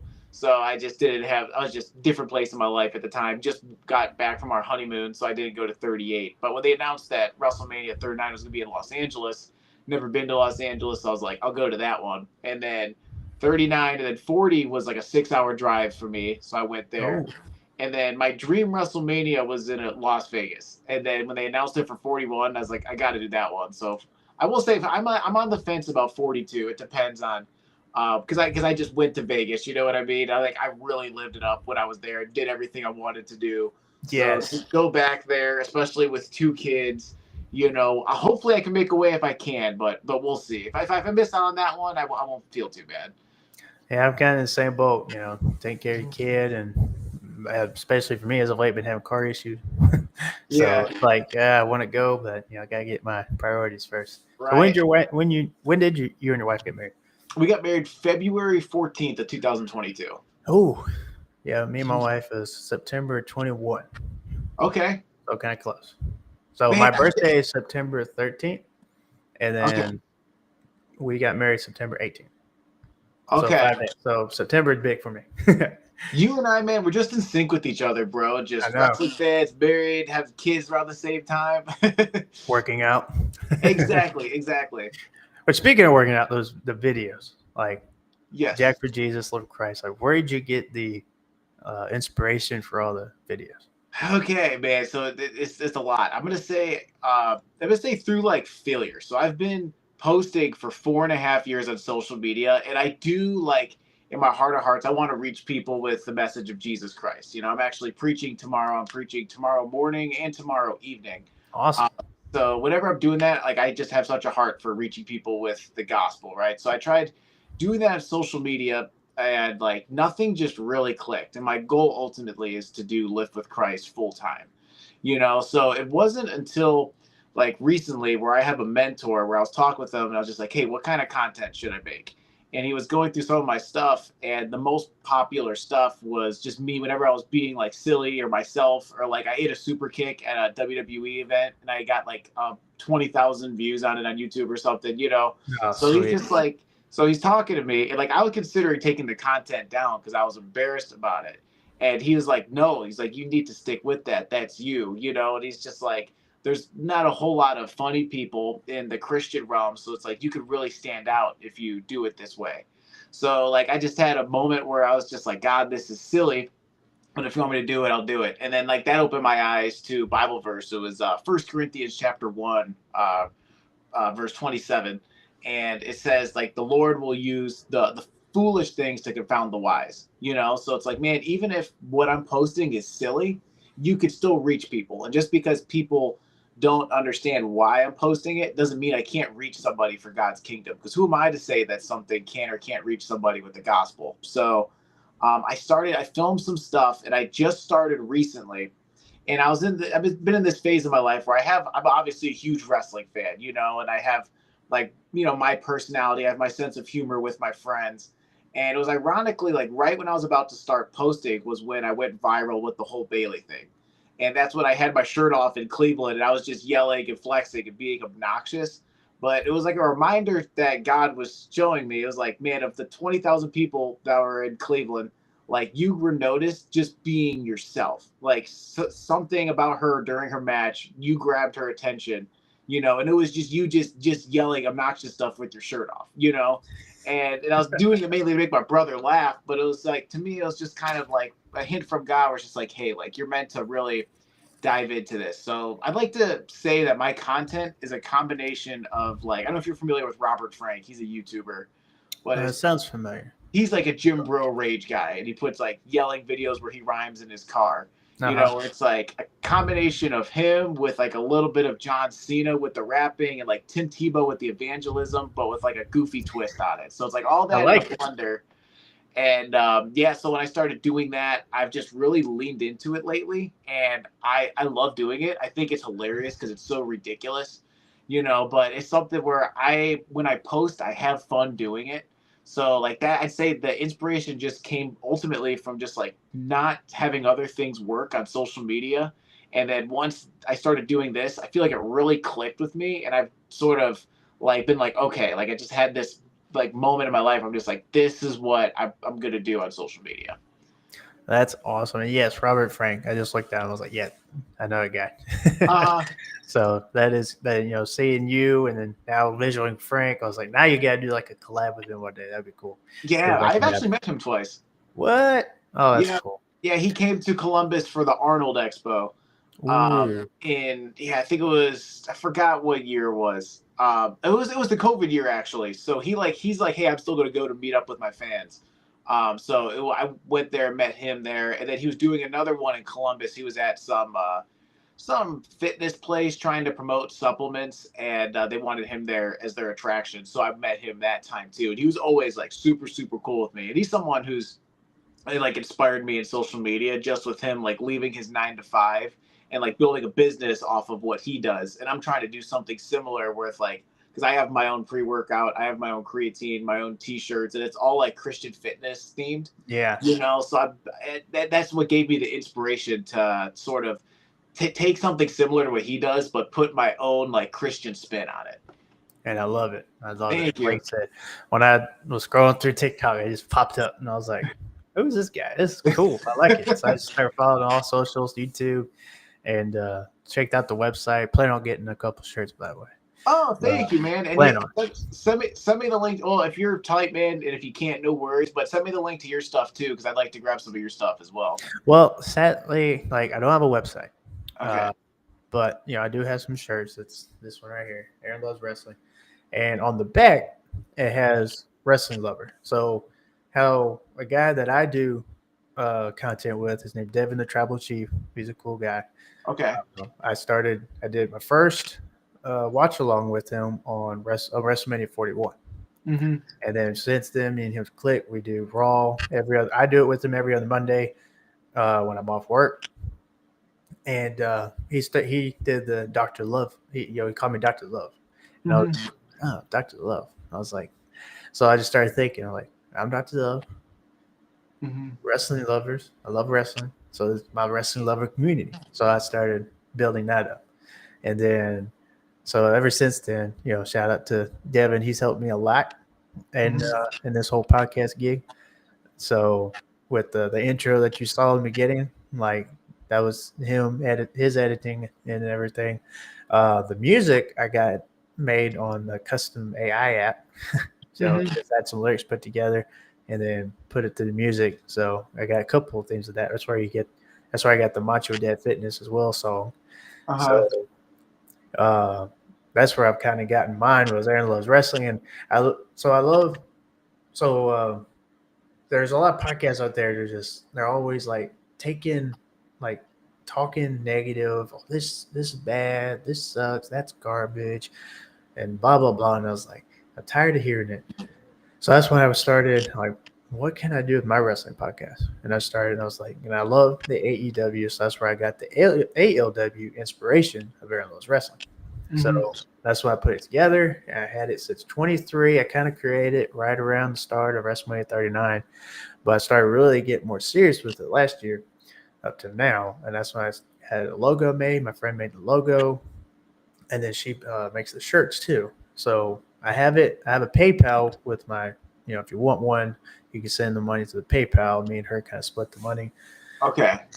On the back, I have my QR codes on my socials, Instagram, YouTube, X, and TikTok. Okay. So on the back it has that, and on the back on the top, like mine says Dr. Love on the back, custom made for me, but the shirts will have Wrestling Lover on the back. So Mm-hmm. that's the inspiration for my shirt. Like I said, it's on. If you, I can send you a PayPal link, and you can do that, and then we can have it shipped to you with my friend. So Let's do it, man. We'll work something out. okay, yeah. Mhm. So I tried it on TikTok Shop, but then they kept like banning it, and I was like, why? So Uh-huh. I stopped that. So now I just have it where it's at now. Um, I think I can even. I'm trying to think of or trying to get it to where it's linked up to the Patreon on their shop, but I haven't figured that out yet. So I'm still uh, figuring out Patreon right now. So, Mhm. but yeah, I had these shirts. She'll make them like as they, she has the shirts and everything ready. Just when one orders, she'll get it made, and shipping's free. We'll have it to you about 5-7 business days. So Okay. yeah, it's really cool. I love Uh, it. Yeah, there's just becoming a business owner myself. Like, man, it's like a whole foreign language learning, like making sure you're on top of everything, every single social media platform, yes. making the merchandise, marketing the merchandise, selling the merchandise. Like I've definitely had some growing pains in that regard. Just having to make sure everything is in sync. You know what I mean? So it could definitely be a lot. Yeah, I'm still learning as I go. So Mhm. I'm still learning, and hopefully I'll be able to get me a website. That's just a lot to manage right now for me. Yeah. Um, maybe I'll have her manage it. We'll see. Mhm. But at the time, I'm just trying to get all this content out there and just trying to not only share my love for wrestling, but yes, my love for Jesus as well. I started sharing verses on my social here lately a lot Yeah. more than I did. So I wasn't sure I was going to sit with everybody. Like, well, I'll start sharing scriptures. And I was like, you know what? I don't care. I'm just going to share it. I'm going to be Mhm. unashamed. Roman 1:16. And if people like it, awesome. If they don't, well, actually, a lot of people have been thanking me for sharing because there's not a lot of Christian wrestling podcasts in the community. And, Yeah. and that's one thing about me on mine is like I don't cuss. I don't like when people come out of mine. I don't like the cussing, anything inappropriate. And, that's my thing. Like I Yeah. want to keep it family friendly and keep it Christ like and glory to God as well to give Him glory and also, like I said, share my love for wrestling. And I can maybe reach somebody through this. So Absolutely. I think wrestling is a great gateway to preach the gospel to somebody. You know what I mean? Where I think the Lord could take our interests. I mean, just like with me, I do crazy yelling videos, right? But I mean, like with you, with wrestling, like there's so many people that can connect with wrestling, and it's just like once you build those relationships with people, and then even if the gospel isn't like the main thing that you're doing, I mean, even if you're able to build those relationships through wrestling and share the gospel, I mean, the Lord, the Holy Spirit could use and so many different ways to reach somebody with the gospel. And wrestling, I think, is a great way to do that. Like, dude, when I'm in line for WrestleManias, it's so funny to me because like there's a lot of tension in the world over different topics and whatnot. But one of the things I love oh about yeah, wrestling I love about wrestling is nobody cares about anyone's like political views or whatever the case is. Like people, when you're in line, it's like you've known each other for decades, and you just start yakking it up about like wrestling and like, oh, I like this wrestler. Oh, this was my era. I think they're gonna do this with the storylines, and it's just like everyone's just friends with each other and everyone's super nice. And that's one of the cool things is that like wrestling is something that unites people. And if you have that common interest with somebody, like because I do Uber and Lyft driving on the side. If someone in the back seat tells me that they like wrestling, the whole rest of the car ride is just game over. We're talking about wrestling the whole time, and that's the only topic we're talking about. So it brings something good out in people, and I think that's a great way to, like I said, just build relationships, and then just using the people that you can connect with. Like the God will give you your people, that you're meant to reach. yes, yeah. And there's a few that have kind of reached out to me about this and told me they appreciate it. Mm-hmm. And there's a few like this one guy. People think I met the actual Sting. Well, I didn't. It was Doppelganger Sting. That's his deal on social media. He was a cool guy I met in Alden, Texas. Mm-hmm. Well, I shared a Bible verse, and he said, "Well, he has a one thing I do it. Although I do imitate one of the greatest of all time, Sting, but the best that I imitate is Jesus Christ." And I was like, "Man, that's so cool." And Mm-hmm. he's a really cool guy. Like he looks like when he walked in, I thought, I was like, Sting. And and then I saw he's like, no. I was like, oh, can I still get a picture anyway? You're cool. So we got a picture, we linked up, and I've been following him. He's really cool. He actually got a picture of the real Sting. So seeing them side by side, like I said, they look facial feature, everything, they look like twins. It's crazy. That's so funny. So I was looking at your social media a little bit before the show, and I saw you took a picture with him. And when I saw that picture, I'm like, man, Sting looks like he got younger. You know, like I totally thought that was him. So it's funny. I would have known that if you didn't mention that to me. That's the funny thing, because a lot of people now don't know that Sting does now have that beard going. You know, he don't have the goatee so much anymore. He has a full pawpaw beard growing right now. That's what I like to call it. So my friends here back home, when I shared it on Facebook, on my personal account, they're like, "You met Sting? You got a picture of Sting? How was he? Was he cool?" I was like, "Sorry, it's not the real Sting."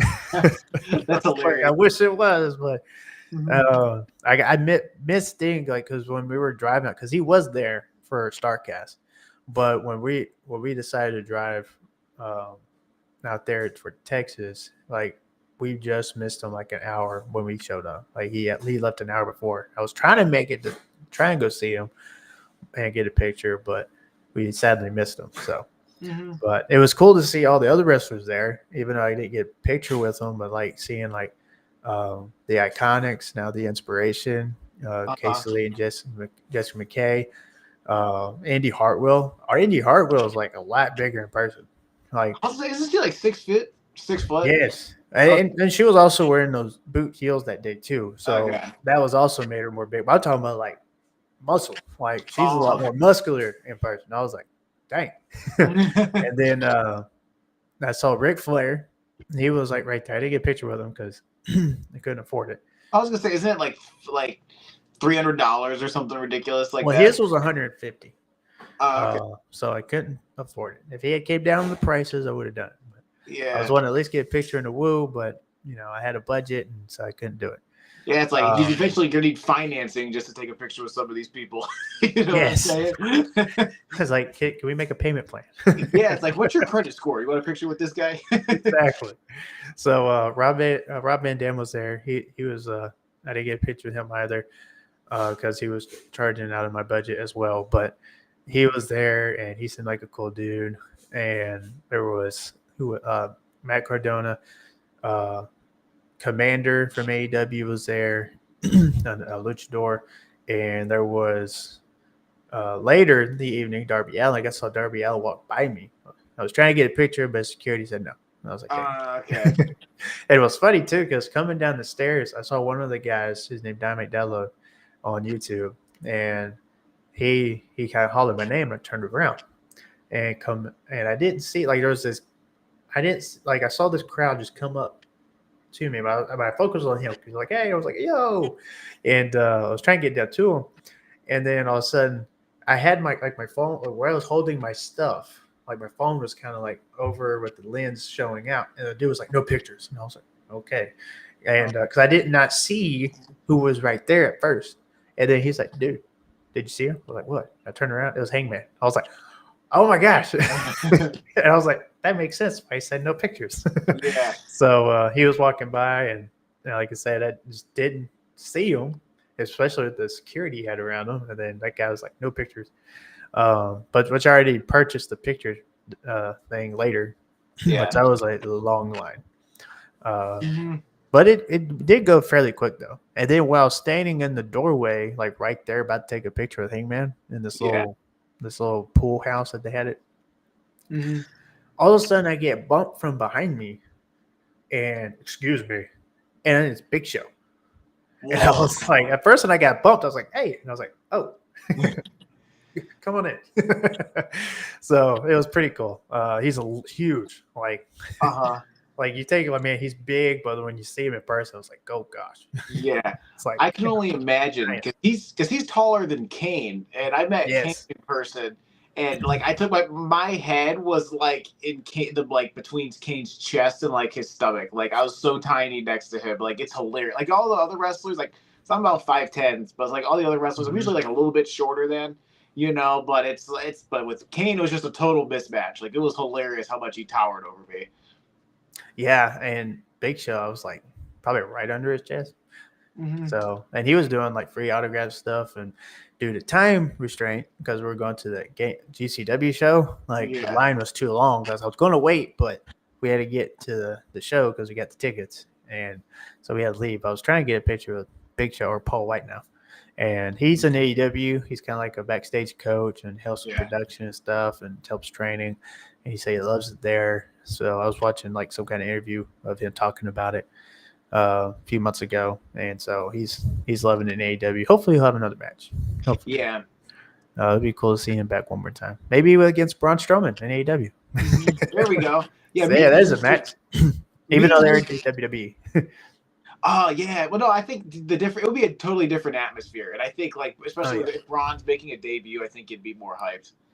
Well, after Goldberg, even though I thought his retirement match was really good against Gunther, he wasn't satisfied, and I think his contract was up with WWE last week, so he's talking like one more match. Well, Part of me is wondering if he's doing that to see how much money he can milk. You know what I mean? Saying like, I don't know. I was talking with my dad about it, and I was like on the fence. I think part of the reason that he's not happy with it is to see if like AEW will offer him a big payday. Because I mean, I don't know how much those guys make, but if you're throwing a good chunk of change at somebody to go work another match, you know what I mean? Like, I think he's just trying to maximize, see how much he can gouge from AEW if he were to work another match. You know? yeah, I think Goldberg. I think he would get paid.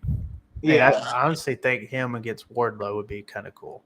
I think that's the guy that you got to use with their current roster. Like I think that makes the most sense. Either him, maybe Bobby Lashley, maybe even Brody King. You know, it's got to be a big guy. But Wardlow would make a lot more sense. Yeah, I think that's the guy you got to use because they already did the Wardlow, kind of like Goldberg. Oh my gosh, yeah, the chance during that match would be epic. One side Goldberg, one side Wardlow. So, but I wonder if I think he owns the rights to Goldberg name, so I think it could be Goldberg in AEW, or probably Bill Goldberg. That might be what he has to do. Yeah, he probably, even if he added his first name, I don't think wouldn't be too hard for him, you know. Well, you know, WB can get on their names and trademarks, so like they were doing that with Bryan Danielson and the Yes thing. Yeah, and he started it at All in Texas, and everybody's doing yes, yes, yes. He didn't say yes, but he did the motion. So it's like, what are you gonna do? See the fans? That's hilarious. Yeah, it's so funny with these big $1 billion companies and their trademarks just like flexing at each other. Yeah, the Edge one cracks me up because to me he'll always be Edge. He won't be like Adam Copeland or Pope. It's just like you're Edge. Which his last shirt or second to last shirt, it had Legend on it, but Legend the words were kind of flipped around and it spelled Edge in the middle of it. And I was like, oh, that's cool. Yeah. So that's one of their top sellers right now. I plan on getting me one, but I wish he could have became Edge in AEW, but then they bought that. And at first they were like, nah, we don't care. And then I guess when they heard he was interested, like, yeah, no. Yeah, I'm kind of bummed out. I would love to have seen him have one last match with Cena in WWE, like as part of his farewell tour. Like even if Edge came back and had his retirement match with Cena or something, like I was sort of like if you look at the roster and you look at like the rivals that Cena's had, you know, like he had his last match with Orton, his last match with Punk. Like I feel like Edge was up there for one of his biggest rivals. A little bit. Edge was one of his biggest rivals. Right. Yeah, it would have been nice to see them have one last match together. Yeah, and that's one thing I would like for WWE and AEW, just put things to the side, and for the sake of not the wrestling and the fans, just come together for the greater good. Like and that's why I do just love wrestling. Enough with the tribalism. Who cares? I don't care if WWE makes more, has more fans or viewers than AEW, or vice versa. You know, just if the AEW WWE had a pay-per-view where they for one time where we had some dream matches, like one of my dream matches, like Kenny Omega versus Seth Rollins. That'd be an awesome match. Yeah. Another one would be Wardlow versus Braun Breaker. And another one would be maybe Fraxium versus Speedball and Kevin Knight, Jet Speed. So all these fantasy matches I could put together in my head from AEW versus WWE be great if they just come together for the greater good and just have Right. one big pay-per-view or PLE, whichever they want to call it, Mhm. for a big event where they can have some dream matches and they both can make some money off of it. I mean, they could pack a 100,000+ arena with Mhm. both AEW and WWE fans in one arena. Hopefully, it won't turn to a bloodbath, but Right, right, right. because there's some fans who are like, nah, it's AEW's better. No, WWE's better. It's like, okay, just chill. Right. Oh man, yeah. I've seen people. I don't get into it with people, but I see people that argue about that, and I'm just like, it doesn't matter which one's better. What matters is which one you enjoy. Whether it's one of them or both of them. At least we have options to pick from. Yeah, and that's the thing. Like, some people will say that AEW started the whole war thing, but honestly, if you look at it, technically, it was Triple H when he called AEW a piss ant company when Right. it was DX getting in the Hall of Fame, and Billy Gunn was there, and they had some kind of joke of Billy's like, well, Vince can't fire me now, and he said Vince will buy that piss ant company just to fire you, and I thought it was funny. I thought it was hilarious, Yeah. but that's what kind of sparked the little like, really, piss ant company, and then Right. Cody Rhodes um did the whole throne smashing at Double or Nothing, Right. and to me that kind of, and then that's when it kind of went from there. So Mhm. in a way, it was like basically they both started it, and then now Yeah. it's where it's taken up to another notch to where you'll have even like Tony Khan even get in the mix of that they're better than WWE and stuff like that. And it's like, stop it. I honestly think like if like Tony Khan and Triple H put their differences aside and booked one big pay-per-view for WWE and AEW, that no titles have to be on the line. Just do some matches. One could win. WWE can win some. AEW can win some, and then just let's have some fun. Not Right. titles on the line or nothing like that. Let's just have some dream matches. Work together. Put your differences aside, and there you go. You both get paid. Hmm. Imagine the pay-per-view money for that. Imagine the ticket money. I mean, Yeah. the merchandise sales they could do. I Uh huh. mean, it would just be crazy. That's one thing. Yeah.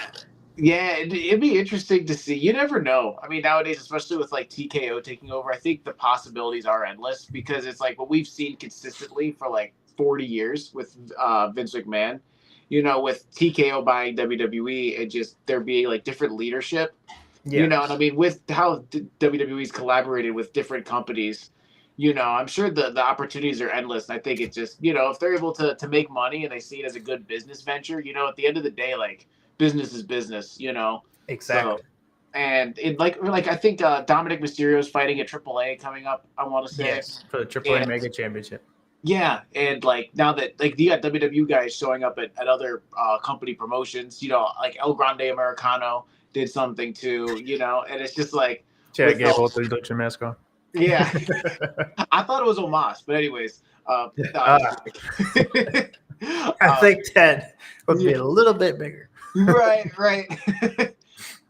But yeah, I mean, I don't know if they can make money, man, and like shoot, it'd be cool to see some of these guys like Edge and Daniel or Brian Danielson, guys that have had relationships with wrestlers in WWE to see them collaborate. I think would be really cool. Oh yeah, because it would be cool. Even see Will Ospreay go up some and get some guys in WWE. I mean, that'd be great. I mean, there's some Seth Rollins would be a good one.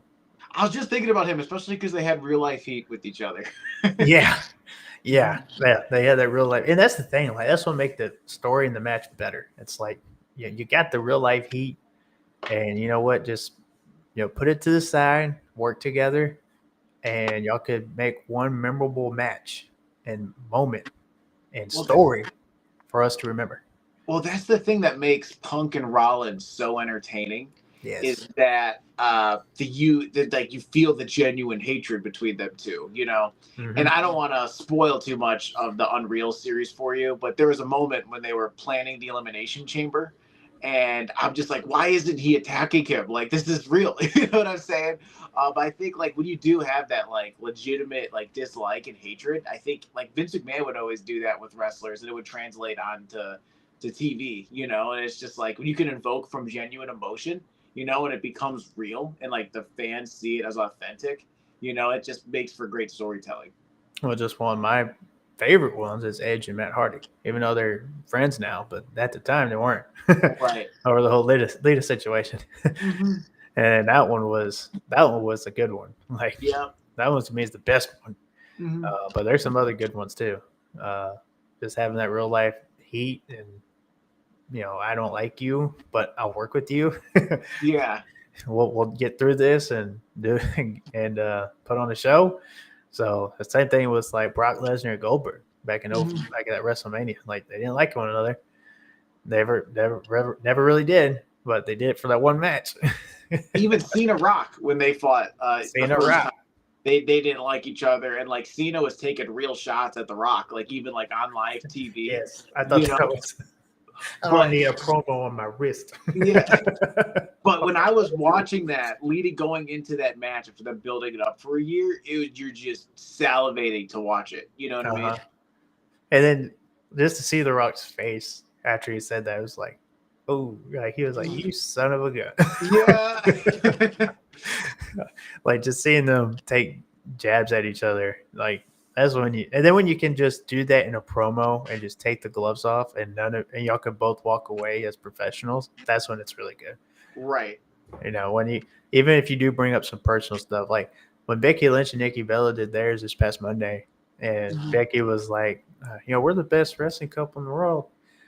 You and oh no, you can't because you can't see him now. And I was like, oh, I know. I was the same way. My jaw dropped. I was like, oh, she really went there. I know. I was like, my mouth dropped. I was like, she said what? Yeah, because like respectfully, their engagement was so awkward to like do it so publicly and then break up. So it's just like it's always gonna be like a really sensitive nerve to just poke, whenever you're. And right now they're probably like good friends. Right now, I'd assume that they're chill. I mean, Cena's married to somebody else, and I mean, she moved on and had a child. You know what I mean? And it's just like they're both there to make money at the end of the day. You know what I'm saying? So I doubt that the animosity is probably that bad between the two. I saw a meme. It had Cena. Someone edited it where it was Cena in the ring celebrating, and then it showed like Nikki where she was at up top in the booth up there, and then Cena's wife up there at the front at SummerSlam.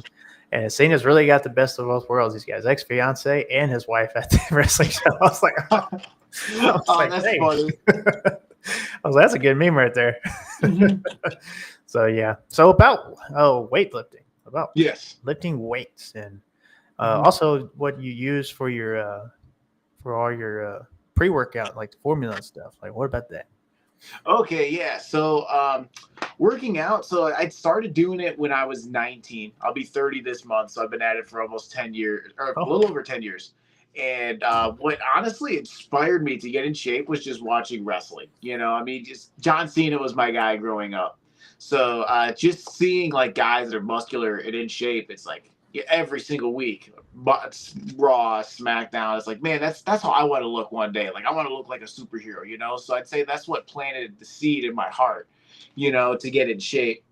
And like once I got sober, got off drugs, like went to the detox center, like that's what inspired me to call my business Lift with Christ, was because I started to grow closer to Christ through fitness. Like I was able to get that natural dopamine and endorphins, like whenever I was working out, getting a pump, and it's just something I just like fell in love with, and some people dread it, going to the gym. For me, it's something I look forward to every day.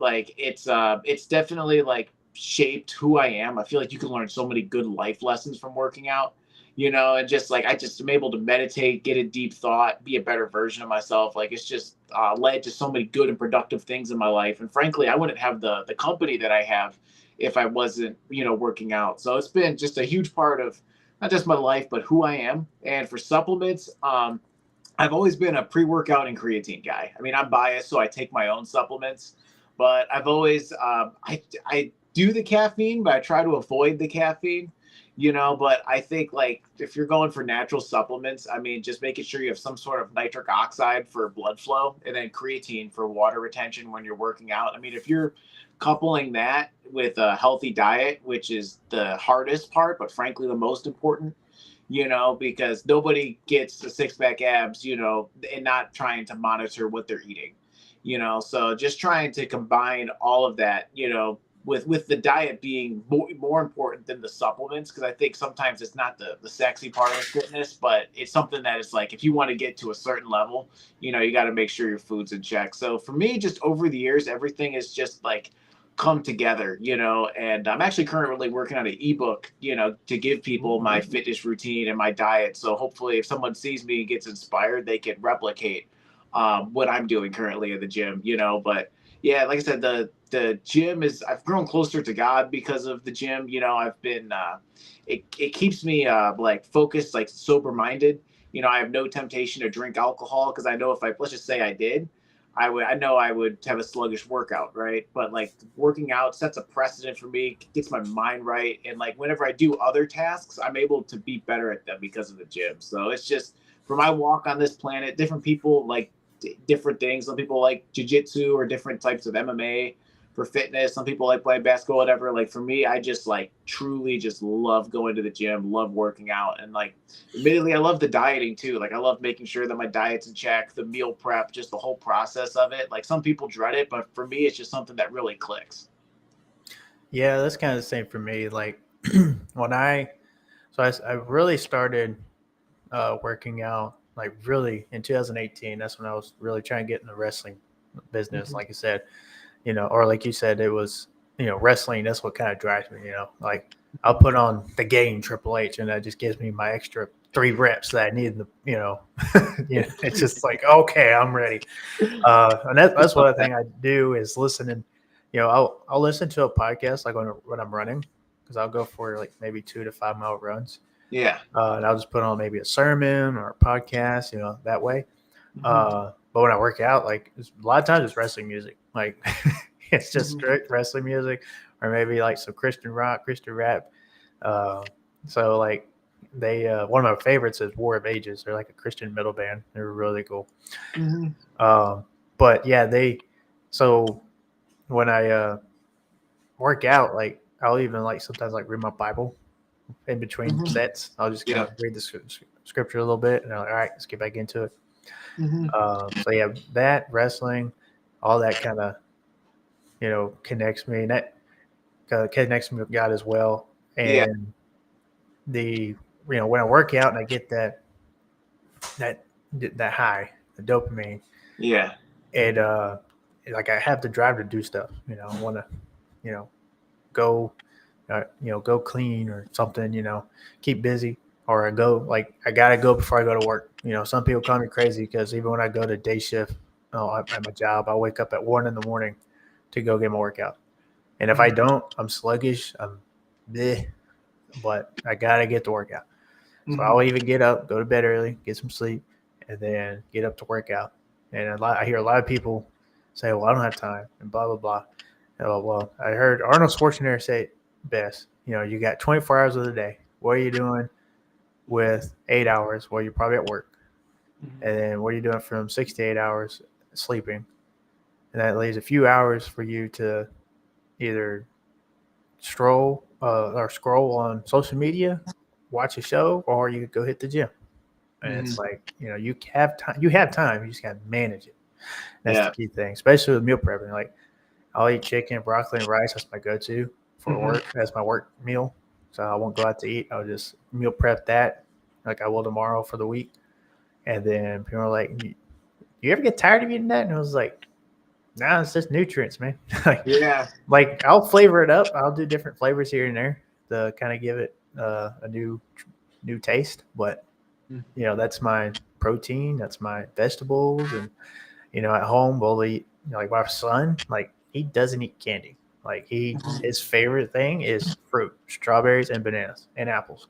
Mm-hmm. And I love it. I was like, that's what I want him hooked on is that. Like a little bit of chocolate here and there, but mainly it's like he loves his fruit, oatmeal, and what we use is honey for the sugar to give him that sweet taste, and he loves that. So like we don't put sugar in it. But yeah, the meal, the diet, that's your main thing to working out. Like the supplements, it's just a little help. Yeah.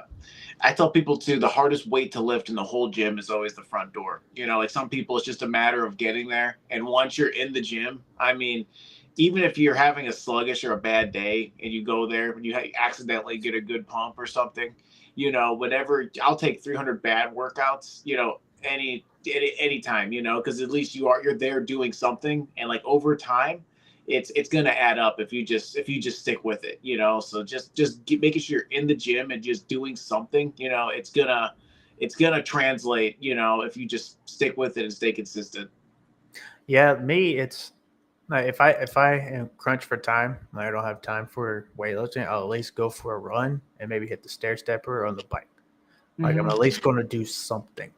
Yeah. And if all I have time for a run, then hey, 3 mile run, 5 mile run. I'm at least Hmm. going to do something, and then I'll hit the weights the next day. But usually I wake up and give myself time to go for. I'll go for a little run or a walk before my workout, and then I hit the weights. So Yeah. that's my thing, and I love to run. But once I put a Hmm. podcast in or a sermon or something like that, um, I'm zoned in. Like I did a 10 mile run on January 1st. That was my New Year goal. That's awesome. Yeah, it was hard, but I did it. I just put Hmm. a couple podcasts in or a podcast, and then I was zoned. Yeah. So, but I did it. I was worked up towards it, and I might do it again next year, but we'll see. I'm at least doing 5 miles. Well, I have faith in you, brother. I think you're gonna be able to knock it out. Yeah, it was challenging, but I was soaked, and I don't think I sweated so much. I was soaked in sweat. Uh, but yeah, having a little water bottle, stay hydrated, and it was good. It was a good run. I Hmm. ate a lot after. Like I had Right. chicken and a couple of chicken, and you know, had some rice and had my vegetables. I got to eat something. Yeah, well, you earned it. You know what I mean? I think that's the difference between people that work out and don't work out. Is like when you're eating meals, you realize that you earn them versus them just being given to you. And like whenever you view it that way, you're more appreciative of what you're eating. Just like how you talk about your diet and whatnot.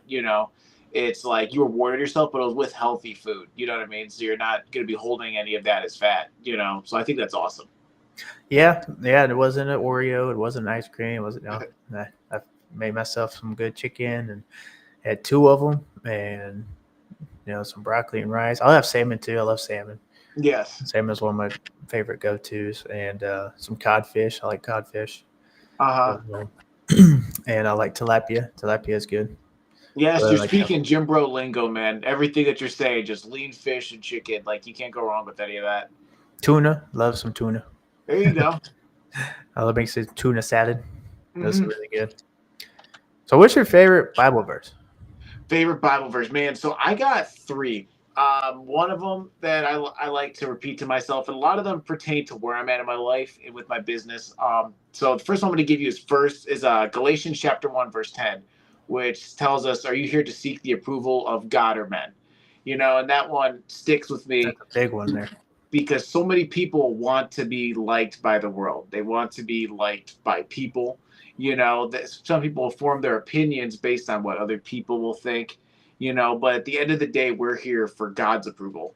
So that reminds me with my company, with what I'm trying to do, the people I'm trying to reach, is that if I know who I am and I know what God called me to be, I'm doing it for Him and for nobody else. So it helps me ignore people with like negative opinions, or people that just don't see me the same way that I see myself. So that's something that I repeat to myself almost on a daily basis. Another one is James chapter 2, verse 17. Um, Hold on one second. I'm pulling it up as well. Oh, okay. Okay, yeah, James. I'm sorry, James chapter 2 verse 17, which tells us that faith without works is dead.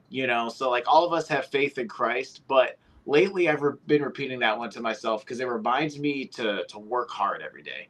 Mm-hmm. And like Jesus gives us the free gift, which is faith. But for me, my works is what holds me accountable, as a Christian. So it's just being who I say I am. So whatever I do, I want it to reflect Christ's light. Like I don't want to be like, all right, I accepted Christ, I'm good, I don't have to do anything. Like that Bible verse for me reminds me to not just walk or talk the talk, but walk the walk, you know. And just with me being a father, like I said, I have a 2-year-old son and I got a 6-month-old daughter. I got a wife, you know, so the work that I'm putting in, like, isn't just for me, it's to provide for my family, the people that I love, you know. And like how I steward my finances, how I steward my family is a reflection of the relationship that I have with Jesus. And I have faith for certain things in my life. Like I have faith that I can get in better shape than what I'm already in. You know, I have faith that my business is going to lead to a full-time income, so I could just do this strictly full-time. You know, but anybody can have faith, but it's doing the work. You know, when your flesh suffers, your spirit grows. So just to be able to just put in that work every single day and know every single day that the Lord blesses me with is an opportunity for me to grow closer to Him. So I always it always puts me in check. Like whenever, like I have 2 events tomorrow, you know, when I'm preaching, it reminds me to be like, hey, you got to put in the work, you know. Like even my website, like I used to have very poor thumbnails, you know. I had a very poor website, but to me, if I'm going to reflect God's excellence, you know, I want to reflect Christ, and part of doing that is making sure I got like a good website, you know, that's clean cut, making sure I got like decent thumbnails. So it always reminds me to be the best that I could be. And the last one that I mentioned this Bible verse earlier was 1 Corinthians chapter 1, verse 27, which talks about the Lord using the foolish things to confound the wise. And it just reminds me that, like, just like how we're talking, like even wrestling, a silly comedy video, you know, taking my shirt off and flexing at a wrestling event is what led me to you. Something that somebody would view as silly, you know, we're able to talk with each other and preach the gospel, you know. So even somebody might be like, oh, that guy's a knucklehead. Well, guess what? It led me to this podcast here today. You know, so like none of us are smarter than God, and God can use anything, any place, anytime, and anyone to reach somebody for His kingdom, you know. So I always reminds me to just always be humble and realize too that like everybody goes to church one day a week, whether it be Saturday or Sunday, but there's still 6 other days in the week that the Lord could use a variety of ways to reach people. You know, the Holy Spirit could use social media to reach people, you know. And like a lot of times I feel a lot of Christians, you know, could put God in a box saying He only operates in this way, but the Holy Spirit exceeds outside that box and beyond our comprehension, you know. So I remind myself of that verse because of what I'm doing can be viewed as very silly and obnoxious, but I know that I can use the gifts that God gave me, you know, just not be taking myself too serious, you know, being obnoxious, being loud. I like to portray myself as a meathead, loving wrestling. Like He just is able to use all of that, and it's helped me realize to just be myself at the end of the day. You know, and that like God made me a specific way. He gave me specific interests. There's certain things I gravitate toward. And it's actually like it's a beautiful thing, you know, to just love yourself and know like your strengths and weaknesses, and to not be afraid to put yourself out there, you know. So those are 3 verses that like lately I've been repeating to myself that I've tried to reflect in my life, because I know like where God's currently navigating me, you know, to get me to where ultimately I could reach souls, you know, for His kingdom. That's good. Yes, amen. That's one thing I like to do with this wrestling podcast is, you know, is to reach those, whether they believe different, they do believe, but they're struggling, to be that light. And then someone be the same for me. You know, if I'm struggling or I'm going through something, you know, we're all in this together. We're all sons and daughters of God, brothers and sisters, and we're all supposed to help one another and not tear each other down or like yeah, we all mess up. We're not perfect. You know, Yeah. we all fall into sin. We all fall short of His glory.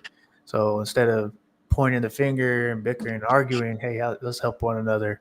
Like someone with a drug addiction, or with a porn addiction, or with an alcohol addiction, whichever addiction it is, instead of tearing them down and, you know, constantly pointing the finger, well, let's help build them up. Let's help them out of that and give them that hand to lift them up, so that way they can come to Christ, because God wishes none to perish, as He said.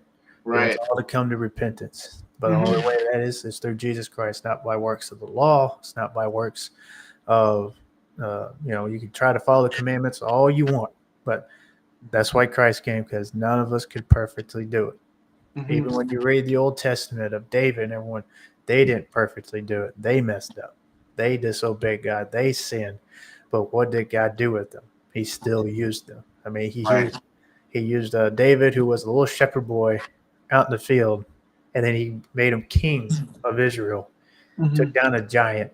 Even when he committed adultery and he fell, God still used him. But the reason being is because he had a repentant heart. Yeah. He wasn't like Saul, who had a hardened heart and was like, no, I'm doing it this way. He had a repentant heart and was like, God, I'm sorry. I messed up. And God showed him grace. God showed him mercy and used him out of that and that is where King David is one of my favorite Bible people in the Bible is because of that, because he did mess up and God's like, I love you still. I forgive you and I want to use you. He took down a giant. He took down bears and lions. So Yeah. he wasn't no weak little boy. He was strong. Yeah. He had muscles. So so God used him even though he messed up. Same thing with Moses, same thing with Abraham and everyone of the Bible. Paul, I mean, he was Saul first and then became Paul. I mean, God used Paul and Timothy, John, Matthew, Mark, Luke, everyone in the Bible God used, and they all messed up. And Yeah. so anyone who's listening, if you think you got to get it all right, you got to get it all together, I got to go to church and I got to clean up, I got to get rid of this. No. God said, come to me as you are. Lay down your sins and your addictions at his feet at the cross and just accept him and love him. And he will help you out of your struggles because it's going to take his strength to get out of your addictions and your sin. You can try all you want to on your own, but you're still going to fail because our strength is even weak because without God, we can't do anything. With God, you can do everything. You can overcome addiction. You can lead people to Christ. You can get over maybe being shy or something and go up and say, hey, do you know Jesus? Do you love Jesus? And share that gospel and be unashamed. And that way more people can get into heaven because heaven's a big place. We need to fill it up. Well, that's to me like one of the most beautiful things to me about like Hulk Hogan's life, is just somebody who like he made public mistakes, that everybody acknowledged. But I know he got baptized 2 years before he died, and he's somebody who preached the gospel. And like even though he wasn't like a Christian wrestler per se, he used wrestling and he used his platform to ultimately like at the end of his life reach people with the gospel. Like when he went on Joe Rogan's podcast, the biggest podcast in the world, I think. Went on there, was preaching the gospel about Jesus. And I know when he passed away, I got over like 1 million shares or 1 million views or something on Facebook of him getting baptized. And he's somebody who was not perfect, but he's somebody who repented and found Christ before the end of his life. And to me, that's so inspirational and beautiful to where it's like, hey, this public figure who made mistakes, was able to humble himself and find the Lord. And, it's sad that he passed. I was lucky enough to meet him, and he was so great to me when I did meet him. But, I think he's just a perfect example of somebody, where he had, he made mistakes throughout his life, but ultimately when he found Christ and, he was public about where he was going to church, he wanted people to go to church where he was. I just think that's just a beautiful example of somebody who used wrestling, used his platform to try and reach souls, and I'm sure he probably touched several lives, from people that looked up to him. Yeah, there's several people have come out and said that, without Hogan, I mean, I remember Devon coming out, Devon Dudley, who's also a Christian. Yeah. And he came out and said that without Hogan giving him his spot in TNA, he probably wouldn't be as big as he is now. And that's shocking because, he's Devon Dudley boys, get the table, Yeah. but he gave him his singles push in TNA. When everyone else around was saying, no, we're not going that way, Hogan's like, no, this is the guy you want to go with, brother. And then Devon has this big and high respect for him, even though he did what he did. He made the mistake. Right. He even said that, we all make mistakes. He was upset and shocked that it came out, and he said that. But we all make mistakes, have said things we regret, done things we regret, but you've done it. You can beat yourself up over the mistake and dwell in it, or you can go to Christ, ask for repentance, and if he forgets it, you forget it. Right. It's as far as east from the west. So if he forgets it, you forget it. Once you repented, it's forgotten. God doesn't remember it no more. The Mhm. devil will. The devil will bring up against you. Hey, remember you did this? Hey, remember you said that? But God said, I don't recall this. Uh-huh. I don't recall this ever happening. Yep. And that's one thing about God is a lot of people want to bring up mistakes, bring up past mistakes. Past couple of weeks I've had a few debates and argument, no, not debates, but a few arguments with people over this, and I've gotten out of it now because I was like, I'm done wasting my time and breath. But for a minute I was like, you made mistakes. He's a man that made mistakes. We're all human. We all do it. Nobody's perfect. Yep. Some mistakes are worse than others, but we all make mistakes. But the important thing is Christ washes that all away with his blood. Uh-huh. When we do that, and if God forgets it, we should forget it. I agree with that 100%. I think a lot of times, and I saw stuff on the internet too in regards to that. But for me, I always try to. My rule of thumb is like I always try to have a mirror in front of me, where it's a lot easier to point at somebody else, say their flaws, say you should be doing this.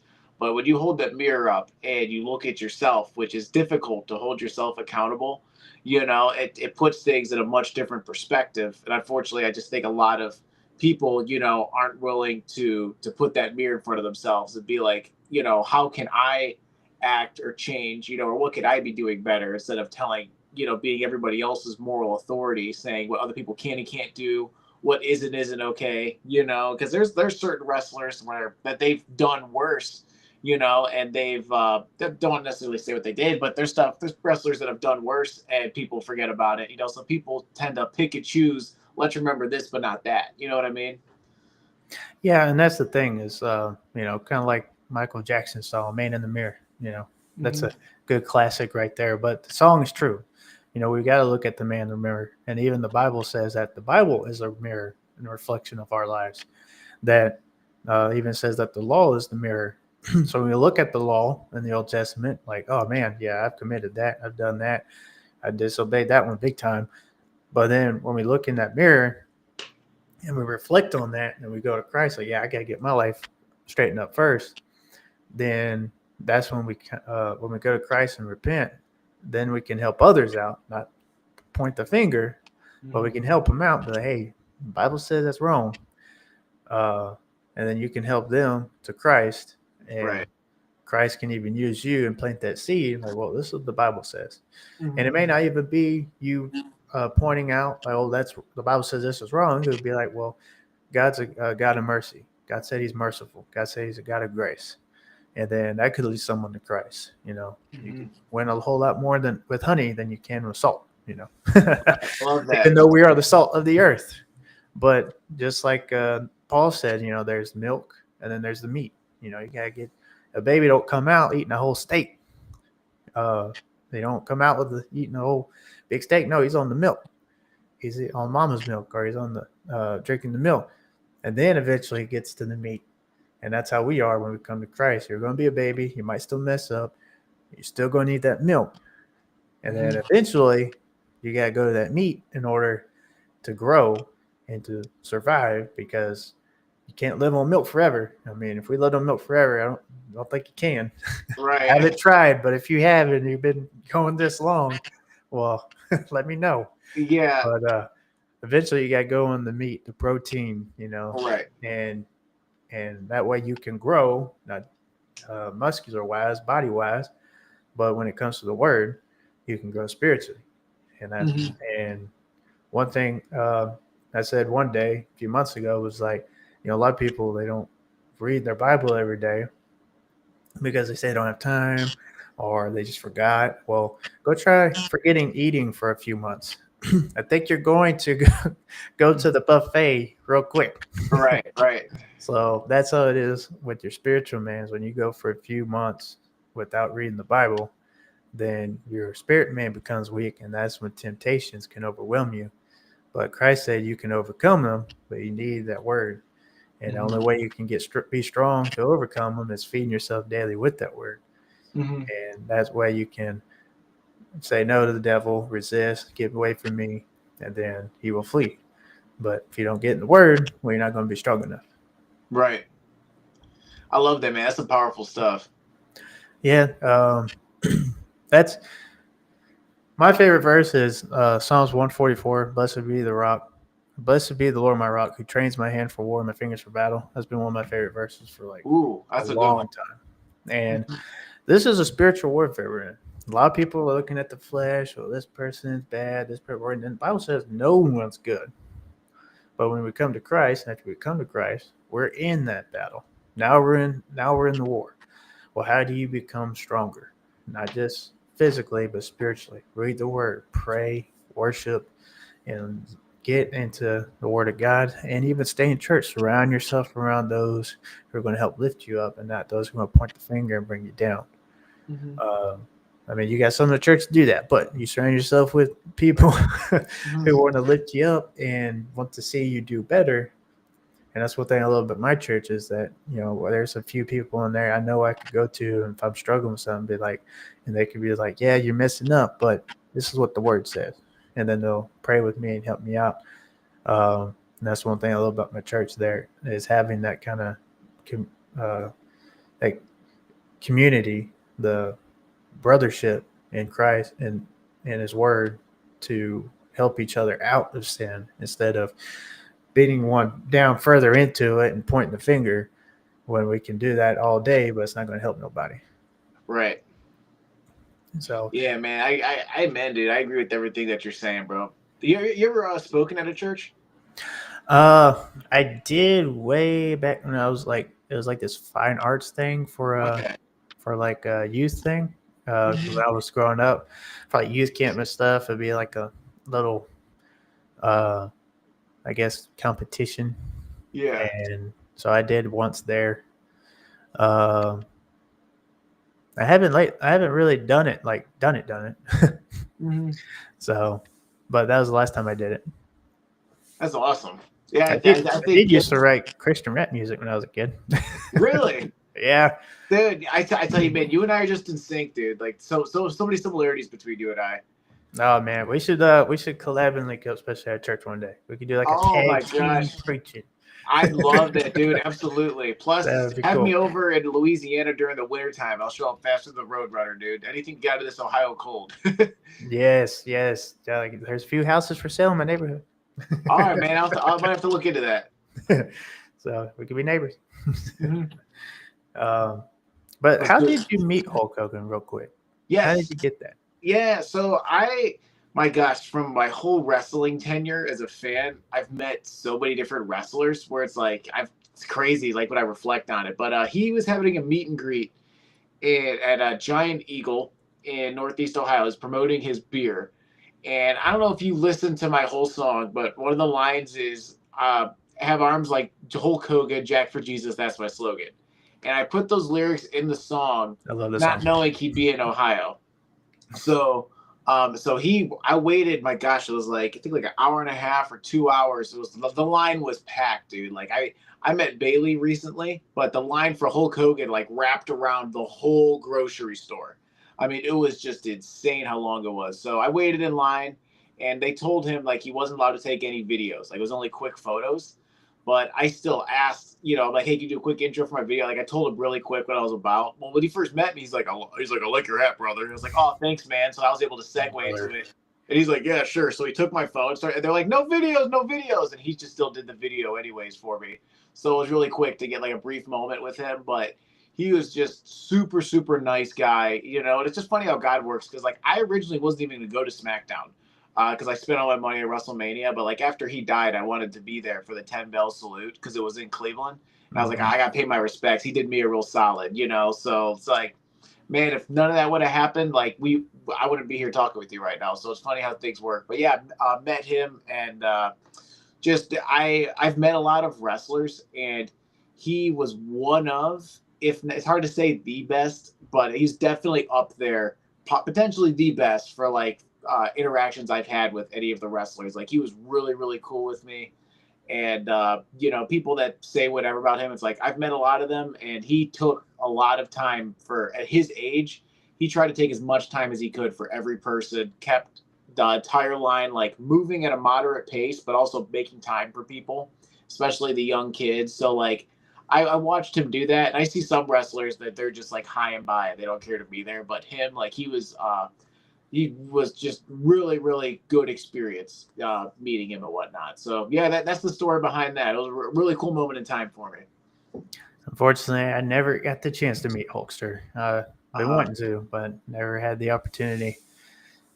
But I've been meaning to go down to that shop he has down in Florida and meet him there, but could never could really afford to or anything. But I wish I could have at least once to meet Hulkster. But I will one day.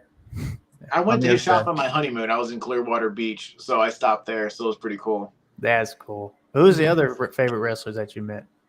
Oh gosh, so I met Cena twice. Yeah, he shook my hand one time. So yeah, nice. so I met him. So first time was at a meet and greet, and the second time I met him, it was at an event in Cincinnati, Ohio. I drove 4 hours, and it wasn't a meet and greet, but he was there making an appearance. So he was there, and then he asked the crowd what his best match was, and then I shouted the next one. And then he's like, yeah, what that young man said right there. And I was flexing. And then like he's like, all right, yeah, like he flexed back, but it's not his like personality temperament to be crazy. So then I held up my son who was in a John Cena onesie. And he's like, that kid right there is going to be the youngest John Cena fan here. So that was a cool experience. I'll always remember. So I've met him. I met CM Punk one time at the same event I met Cena at. It was in Chicago. I told you about Bobby Lashley. I've met Rey Mysterio, Dave Bautista. I bumped into at an airport one time. I was in Charlotte, and I just see this big hulking dude walking by. This was like 5 years ago, and my buddy's like, "Yo, that's Dave Bautista." So I just went up to him, grabbed a picture with him really quick, and it's just crazy because I'm a wrestling fan, and like him and Bobby Lashley were two guys that like weren't even at wrestling events. I just happened to meet them, so it was very coincidental. But man, I've met them. I know you mentioned the Iconics. I've met them too. Obviously, I met Bailey recently. She was a good sport about everything. She was very, very nice when I talked with her. Man, I could keep going. I gotta think here. What some other ones? I'm trying to rattle off all the ones on the top of my head because I've been to like a lot of the WrestleMania accesses, or they call it WWE World now. So I've met quite a few of the guys there. Like Chad Gable. Man, I'm gonna have to go through my phone and see what other ones. But like, luckily, being at a lot of those like the access events, I've been fortunate enough to meet quite a few of the wrestlers. That's really cool. If I'm not mistaken, I think Bailey's a Christian too as well. I saw her praying in the Unreal series. Yeah. So I know it was like before the Women's Elimination Chamber match. But I think a lot of them that are on the active roster aren't super outspoken with their views just because WWE wants Muslims, atheists, agnostics, Jews. Like they want everyone to watch their products. So a lot of them are kind of quiet, but a lot of them that are more outspoken about it is like once they retire, they're more outspoken with their faith, their politics and whatnot. Well, the same thing with like Roman Reigns. He opened up about his faith in God and everything. Yeah. It keeps him going. And when he was going through his cancer, it kept him motivated and all. So even though he doesn't talk about it much, he's expressed it that he's a believer. So I've heard him mention it a few times. I may be a bigger fan of his. My wife's a huge Roman fan, and like when I told her that, it like sent her over the moon. Like she doesn't like wrestling, but she likes Roman Reigns. Oh yeah, everybody likes Roman Reigns. Yeah, exactly. Acknowledge your tribal chief. You know what I mean? That's what I think. He's like the Hulk and John of our generation. Like you may not know or watch wrestling, but you knew of Hulk Hogan or John Cena, and now it's Roman Reigns.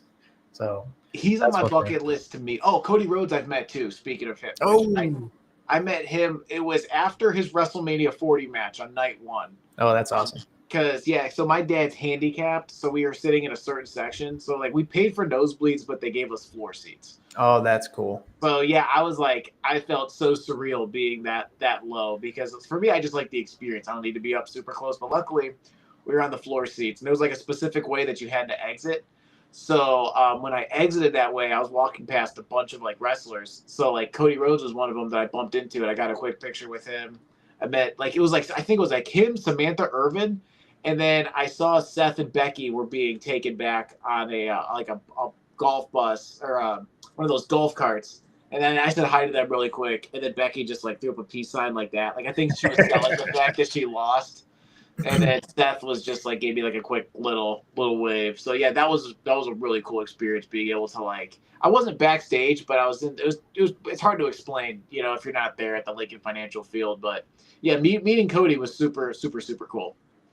Yeah, I hear he's a cool guy to meet. He's pretty chill, and he'll pretty much take pictures and sign autographs, pretty much anybody. So I think he's pretty. I would like to meet him too one day, especially Roman Reigns. Yeah, Especially Roman Reigns. I'm a big Roman fan. I am Cody, but I wouldn't mind meeting both of them. Yeah. I'm hoping. Like I don't know. Roman hasn't done much meet and greets lately. So, but like I said, he's on my bucket list to me. I'd love to say I met Roman. Yeah, and Shawn Michaels, my favorite, my goat, great kid. Yeah. He's one of the ones when I heard his testimony, he talked about he had the drug addiction and alcohol, and then his wife was a believer. She kept praying for him, and one night he took those pills and was kind of, I guess, drugged up, and then his son was there and said something like, I think he said his son said like, "Daddy sleeping" or something, and that just struck him, and then he went to John Hagee's church, and that's when he joined their Bible study and started growing his relationship with God and accepted Jesus as his Savior. And then when he came back, he was struggling to come back or not, and then God said, "No, I gave you a gift. Go out there and go use it. Now use it for me." And that's what he did. And then I was fortunate to get to witness that Shawn Michaels. Yeah. A lot of people say the Shawn Michaels in the Attitude Era wasn't the best or the kindest guy. Yeah. But now Kurt Angle, now two wrestlers I haven't met, but follow me on Instagram. One being Kurt Angle. Like I know he's an outspoken Christian, and he's got yes. testimony.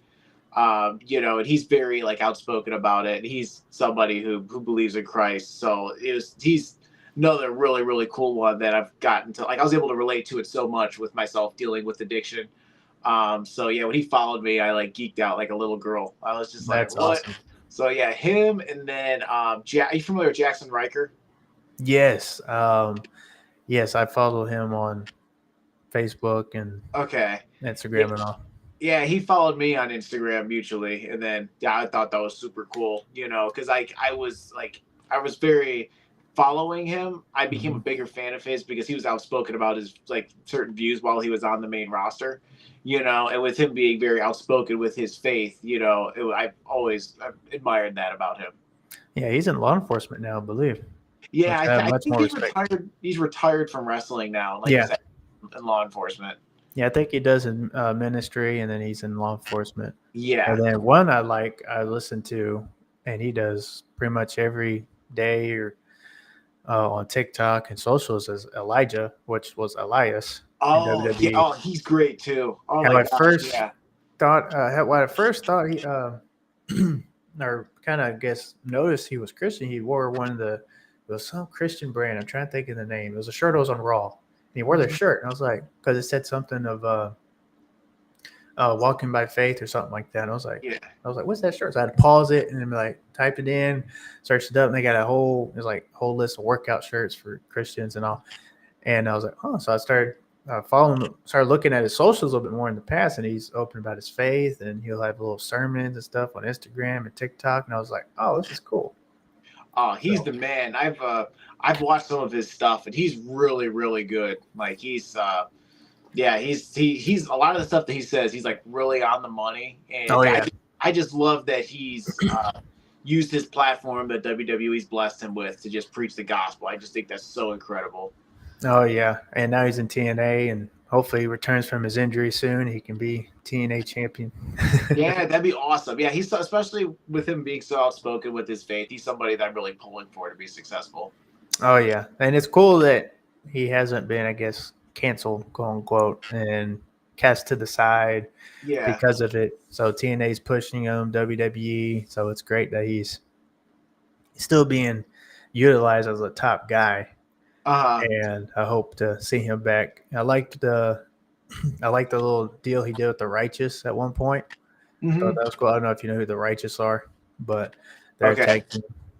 They're kind of I don't know. Their thing is kind of, I guess you could say, sacrilegious. Okay. But if you go look them up, and then he did a little deal with them as a trio team for a minute, and then I think that when he was, I think that's when he was when Righteous was with TNA, and now they're with AEW. Okay. So they did a little stint there for a minute. So I thought that was cool.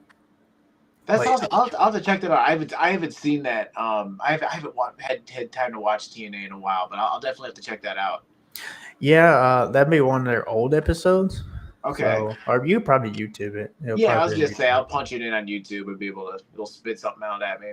Yeah, they were pretty cool. And yeah, like I said, Elijah's another one. So that is really, really cool. So if you want, you can let everybody know where to follow you and about your website and how to contact you and all of that. Okay.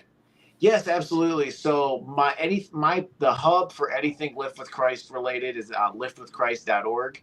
If you'd like to follow me on my socials, Facebook, X, Twitter, Instagram, YouTube, whatever platform, it's all at Lift with Christ. If you'd like to follow me.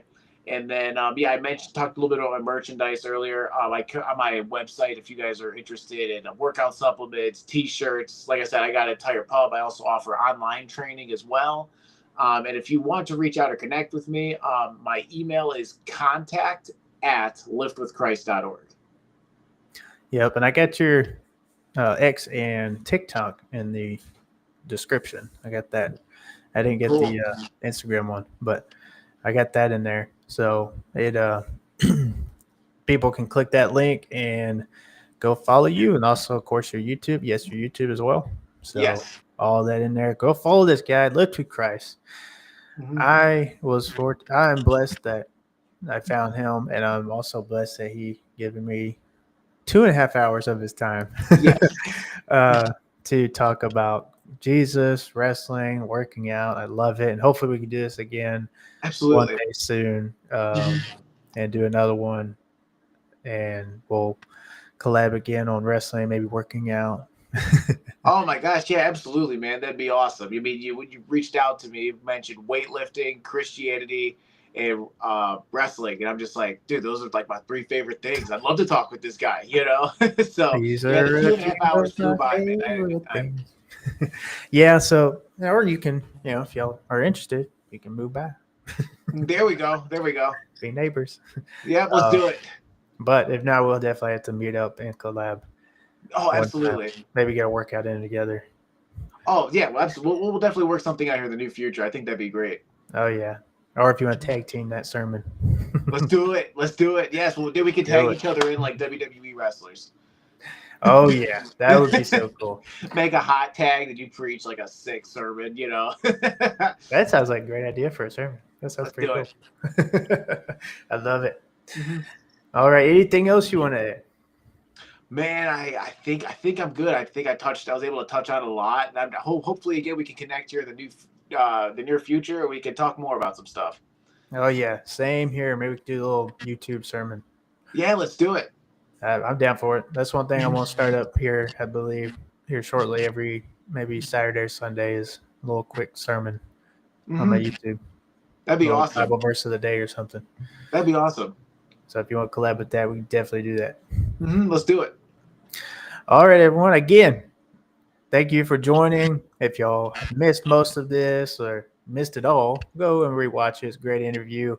It was great to hear his testimony. It was great to hear who he's collabed with in the wrestling world, his thoughts on wrestling, on working out. Go check out his website, get some merchandise. And if you need a trainer, hey, there's 2. You got him, you got me.